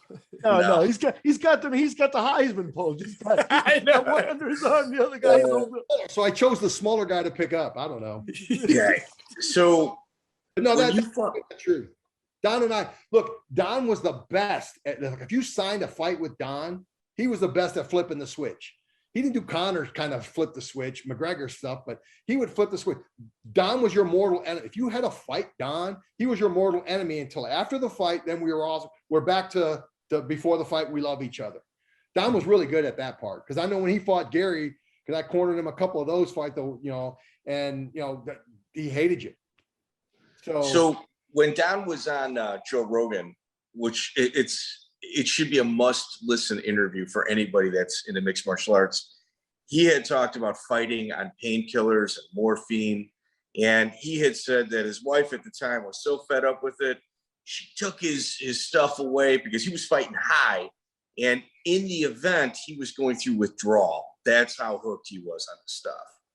And he gave a brutally honest interview in regards to where he was at that stage in his life. I think we're lucky to have Don Fry with us today based on his own admissions. I'd agree with that. Seeing it and being behind the scenes, I'd agree with that. We talked about Kerr. Kerr is another guy in that situation. Did you get to train with Kerr? Because by 2002, he was starting to slide. Not really. Okay. Kerr, you kind of knew about Don. Kerr was a little bit more sneaky. Kerr loved the show. I told you before, Kerr loved the show. Coleman loved the fight. He loved the grit. He loved the rewards of the fight and stuff. Kerr loved the show and the happiness. He loved all that. Abu Dhabi was the best thing that ever happened to Mark Kerr because he was extremely talented. He's world class and extremely talented, and he did really well in that atmosphere with less. Less is more. Great positioning and stuff like that. Won the super fights, and he does a great ass kissing job. My wife will say I do that now, but Kerr was that. And he kissed up to the sheikh, and he was in like the man over in Abu Dhabi. That was probably his favorite thing. But he hated the fight game. That's probably a strong word, but didn't like the fight game, liked the paid, liked the rewards, but didn't like the fight game. Coleman loved it. But he didn't love it enough to make adjustments, but he loved the fight game. Mm-hmm. What was like working out with Mark at Purdue University when he'd come down and work out with the wrestling team? It was intense because you couldn't relax. There was no flow with that. When you kill somebody, there's flow. Like, I was talking to Chris earlier, right at the beginning, there's flow in the box. You anticipate, you move, you flow. With Mark, it's like, think of a guy boxing, just kind of, rock him at you. And that's how you had to fight the rounds. It's like, I do nothing but fight this. I just want to, let's just flow. Like, I want to work on my jab. Come on, just kind of think that, you couldn't work on shots. You couldn't work on, cage work. Everything was a 100% go. And that's not how you wrestle. That's not, it is how you wrestle, but it's not how you practice. You got to create a flow to it. And Mark was never going to give you an inch. Mark was never going to let you have a win, a takedown that you didn't earn. So it was always a grind to do that. And so we didn't go a lot because I didn't want to do that. That's not what I'm here for. So he'd go with Goodridge, and we had Wes Sims was over there, would come in like that. So we had a nice little group. Yeah, I can imagine it would have been. I can imagine. You couldn't get through many practices like that because it would be nothing but physically brutal on your body, man. Going like that all the time.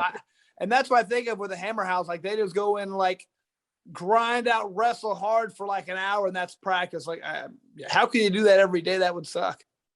Yeah, you don't work on anything. You don't. No, you just get tougher. I'm gonna hit high crotches. Do this time.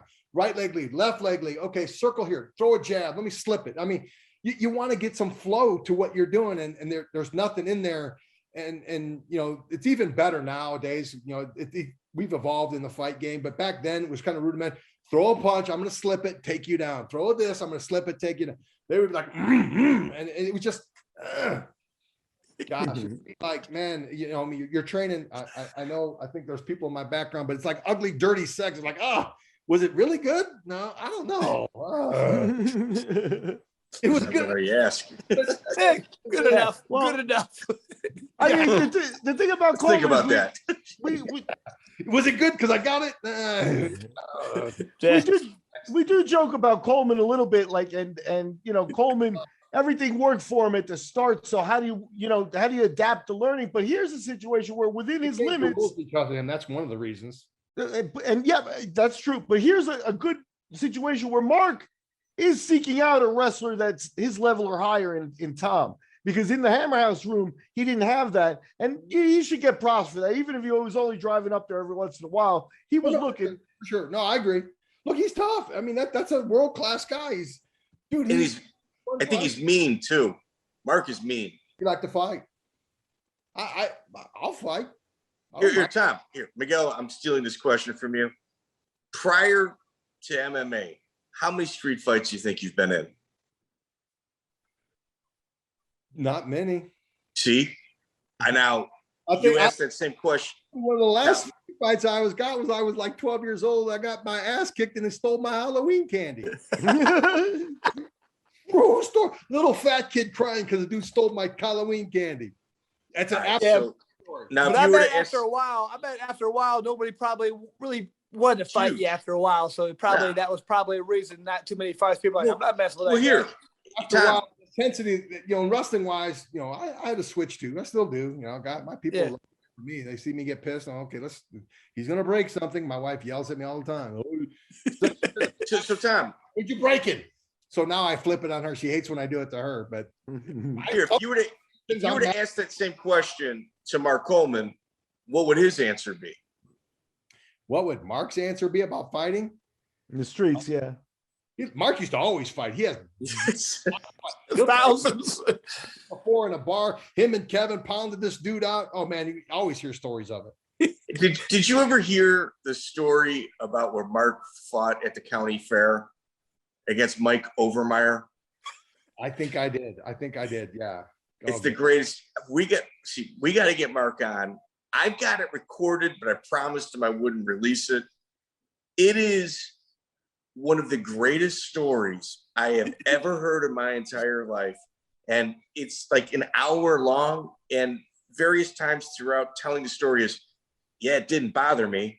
And then 2 years later, I showed up with Randleman. I sent Randleman up to his house to go and get the guy and bring him to me. But it didn't bother me. It's just, his biggest thing, I mean, you know, you've interviewed, he loved to be the king on his block. He talks about going back there and being the guy in his neighborhood. He loved it. Did, man. When Miguel was asking me those questions about Mark and those Buddha thing, I was like, Mark Coleman loved to fight. It was his thing, man. He loved it. That was a separating thing for him. He loved it. All right. So before we close this out, I've got to ask about John Fitch. Let's start with how you met John and how maybe what you thought of him when you first met him, and then how your relationship developed, because I know you two had a special bond. One of my kids, one of my athletes. That's enough right there. One of my students. And it's crazy because out of his class, there's John Fitch, there's Cash Quiroga, who's now out in Cali, and there's Juan Archuleta, who's out there. There's Jake O'Brien, who had a little cup of coffee in there. That's all in that class. I think Davin Peterson. And Davin, Carrillo, Peterson, I think Chris knows what I'm talking about. Oh, yeah. But yeah, those guys all kind of were there. I don't know if I can or cannot take credit, but they saw Goodridge. They saw these guys coming in to train with me, and we would train.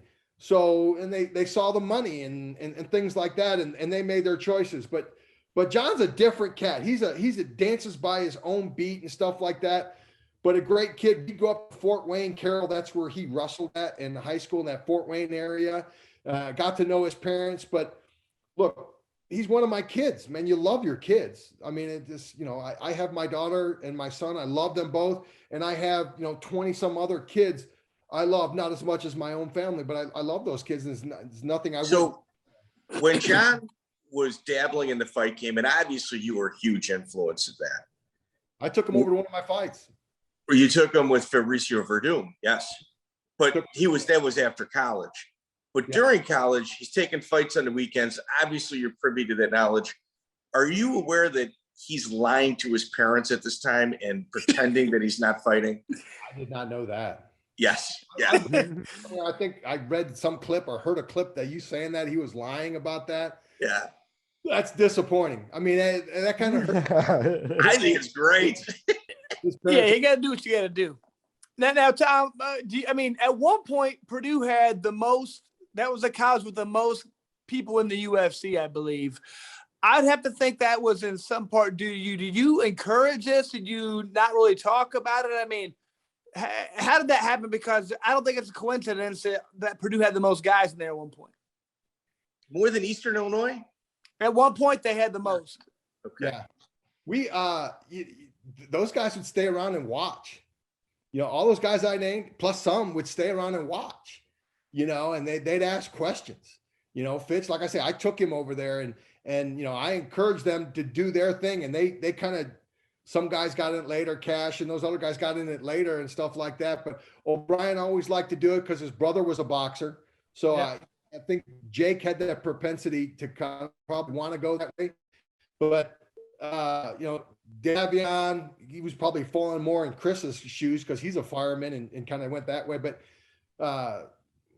no, I never did anything to turn him off it. I thought it was beneficial, and it helps your wrestling, and it's really a neat thing. I think you want to do that. I'll even go even further. I'm at Duke now, Duke shirt, and we're in that triangle area. There's Duke, North Carolina State, and we all have what they call regional training centers. So we go to each other's place and work out with their team. Really? And, so on Fridays, North Carolina does live wrestling. So I've got a plan for our guys. We only run wrestle about 20, 25 minutes live a week. That's it. I don't want to do any more. It's not season yet. We don't wrestle till November. So okay. We'll train and drill. So if we do any more than that, we can't maintain that pace. But I want some live just to see the rewards of what we're doing. So we go over there. Oh, there's a guy over there named Austin DeSanto, who's a national champion, 149 pounds. Well, you know what they did with him? Because his coach is Coleman Scott, former Oklahoma State guy, so we're tight that way. He sends him out to Daniel Cormier to get him to cross-train and fight. Really? Austin is in California. He's probably back now, but he was in California for a good chunk of the summer, cross-training in the fight game and working out with Daniel just to keep it fresh. look, you come off a national championship. He was number one. He was a top guy, but it's hard to maintain that. So you have to do that, and you have to train at a certain level, but do it in another sport, which is similar and a little bit more fun. Man, it's fun to strike. It's fun to do all these other things. You're still training hard. You still keep that edge, and you don't have that burnout of having to grind and wrestle all the time. So he's out there teaching, probably teaching a bunch, showing these guys how to take dudes down, and then doing his own thing, learning and setting up his next step into the fight game. So that's how he's probably out there going with Khabib and stuff like that. There's a room full of killers right there. Yeah. Can I ask about the elite wrestlers from your era that kind of had a cup of coffee in MMA, but it didn't work out for him? Let's go through some, like a Kevin Jackson, Royce Alger, Eric Smith. Like, there's a series, like Eric Smith fought in that Brazil tournament, never fought again. He happened to ran into Dan Henderson in the first round. So, like, what was your thought? What's the separating factor? Because those guys were elite wrestlers, there's no doubt, right? Well, Kevin Jackson's a world champ. You forgot Kenny Money fought in the Contenders. Kenny Monday. Yeah. Chris Barnes, those guys are in with Coleman. And they're not in with Coleman, but they're that time, that era. Mark Coleman won a silver medal. I asked you to Google it. You find out and do that research on your own and prove me I'm a liar. I don't think I am. So they saw that, and they saw this, Cheddar, and they thought, easy transition. I'm elite. These guys are the legit elite. I mean, they've already won. They've got their titles. They thought easy pickings, easy money. Let's get in here and do these things. Ironically enough, the promoters of all these events screwed them all. Look at their matchups. Royce Alger gets into the UFC. Who's he fight? Henson Inoue. Yeah. Terrible matchup for him. Inoue, and he gets submitted. Who does Jackson fight? In MMA, in the Contender, it was Shamrock, and in the UFC, he fought Bolander. Bolander, was he using an armbar? Contenders, Frank, I'm Pancrase. I mean, just they're best bad matchups. There wasn't like any easy matchups. So these guys came in, and the Contenders kind of hoodwinked them, brought up their event level by saying, hey, we got these elite level wrestlers. Come watch this event because these elite level wrestlers are in here. So they snowed these guys. So these guys found out it wasn't as easy pickings as it was and said, look, I'm not going to commit to that time and risk getting hurt and not going to do that because Kevin was still prime. Royce just a farmer knucklehead. That's fine with Royce. Love him to death, but that's what he is.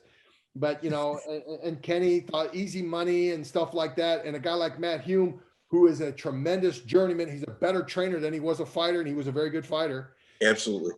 But a better trainer and stuff like that. These guys, these upper level guys were outclassing them. Dude, I'm not going to put the work in there. For one and done. Well, Tom, here, you mentioned all these wrestlers that just kind of ran into bad matchups, but we're not really addressing what's being said. Do you think maybe that there was an agenda against wrestlers? Because everything was jiu-jitsu. And I mean, there was Americans pretending to have Brazilian accents at this time, like walking around as if, they weren't from the south side of Chicago. Jiu-jitsu.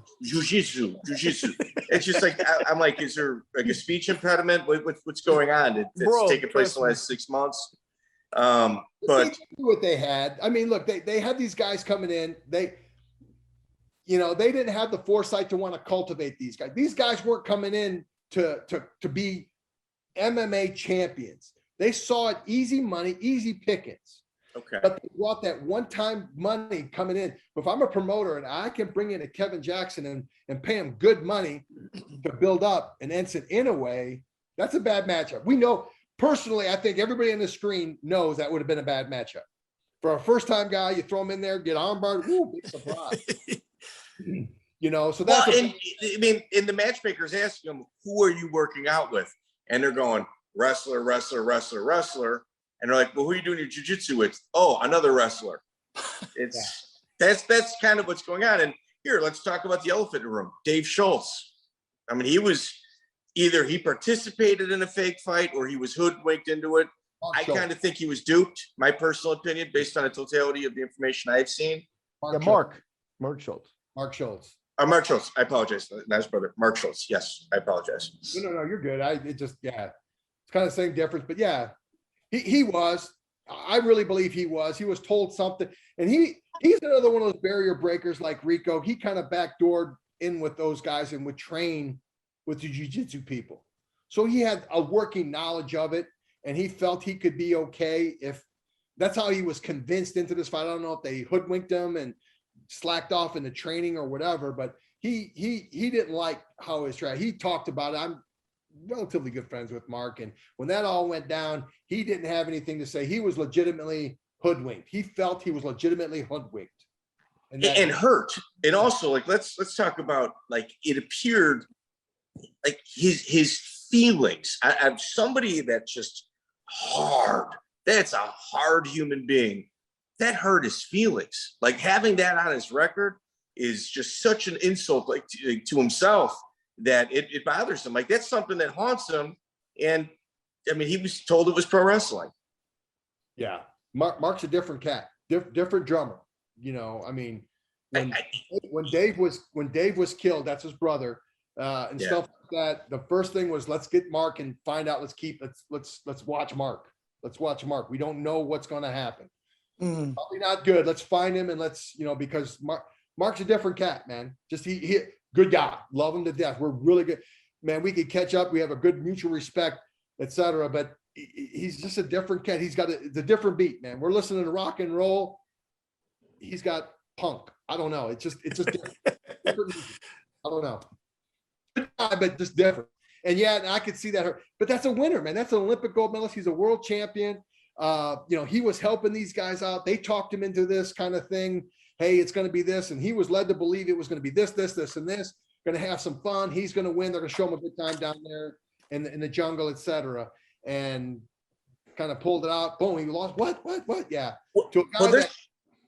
There's a lot of moving parts in that situation. And the one, former law enforcement, 15 years south side of Chicago. That's my background. And when you look at the moving parts, pardon me? We're at in Chicago. South side, bro, in the city.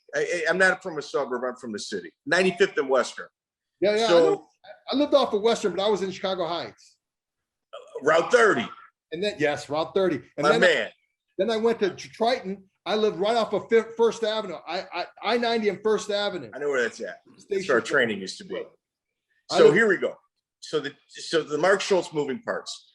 He's in the United States. Antonio Inaki from Japan calls him up, says pro wrestling, except that pro wrestling match is in Brazil. So how is Antonio Inaki, $50,000 payday, creating if you're going to do a fake fight, you might as well do it in Japan, where you can take odds, wager, have money, or at least have some sort of control of the situation. But it was done in Brazil. And when you listen to Mark's interviews, he's not lying. So what was I need to see, you got to follow the money. You got to see how it went, why it went, and all of the people involved. And on the surface level, I can't piece it together, but eventually I will. I wish I could help you. Like I say, I'm with you in a sense. The information you said is what I can echo all of it. He thought it was this, and it ended up being something different. Yeah. I mean, he swears to me, and I don't. He's got no reason to lie. He has no reason to. I have no reason to doubt him. Why lie to me? He knows I've been in Japan. He knows how that game works. He understood. Like you said, if it was there, he would understand it, but not down there, and not what he was sold by his people. Yeah, that's amazing. Strange. Well, I'm done, Chris. I got two names. I got two names left on my list. One, I want to ask you, another world champion wrestler that we haven't mentioned at all or anything like that, just to get your impression on his career. How about Joe Warren? The baddest man alive? Yeah. Hey, Joe Warren's a Greco guy, so that makes him different anyway. Even Greco guys are different. They're just a different breed. I mean, unfortunately, they didn't have a very good Olympics, but Greco dudes are just, and Joe Warren was the antithesis of Greco because he was like a world champ in Greco. I mean, his fun on a weekend would be go pummel a tree and knock it down. That's his. I mean, he's just a grinder. He's the antithesis of grinder. Him, Dennis Hall. I thought you were going to mention Rulon Gardner because he had a little spicy little taste of something too. Couldn't stand fighting. Yeah, Joe Warren trained. He wasn't Coleman-esque, but he didn't train the fluidness of the jiu-jitsu game and understand the striking game. He never embraced the striking game. He kind of got a little idea of the ground and some of that stuff, but the striking game. I think I was at one of his Bellator cards where they took him out on a stretcher. I think it was up in so Tom, why wasn't Coleman a part of the Raw team? I'd probably say Rico didn't want to have him. Really? He had his own thing going. He liked his thing, Hammer House. That was his thing. And my last name, you mentioned Rulon Gardner. I was going to ask you, did you wrestle Karelin? Did you ever get your hands on Karelin and talk about that? No, I never. I've met him. I don't want to say I know him, but met him passing. Handshake, kind of freaky. That's a big dude, very big. But Rulon is a good friend of mine. Rulon wrestled freestyle, a lot of freestyle, and he couldn't beat Bruce. He couldn't beat me, so he went over to Greco. Matt Kafari couldn't beat me. You look at the record, you look him up. He wrestled freestyle forever. I got right there. Bruce was there. I was there. Those guys were 3-4, etc. They slid over to Greco. They had phenomenal success. I should have slid over to Greco. I never did. I actually have very good hips and I'm pretty explosive.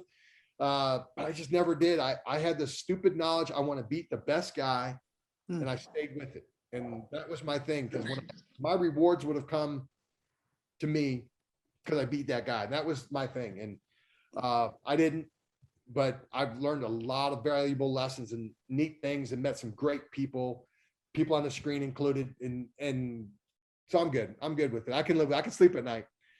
Lost to him a whole bunch, but I could sleep at night. But but Rulon, after Rulon fought, he never wanted to fight again. After that fight, the punching and stuff, that was not him, man. I'm not gonna say he's a lover, not a fighter. He detested the fight game after he did it. They paid him not for everybody, and he just ran. He couldn't stand it.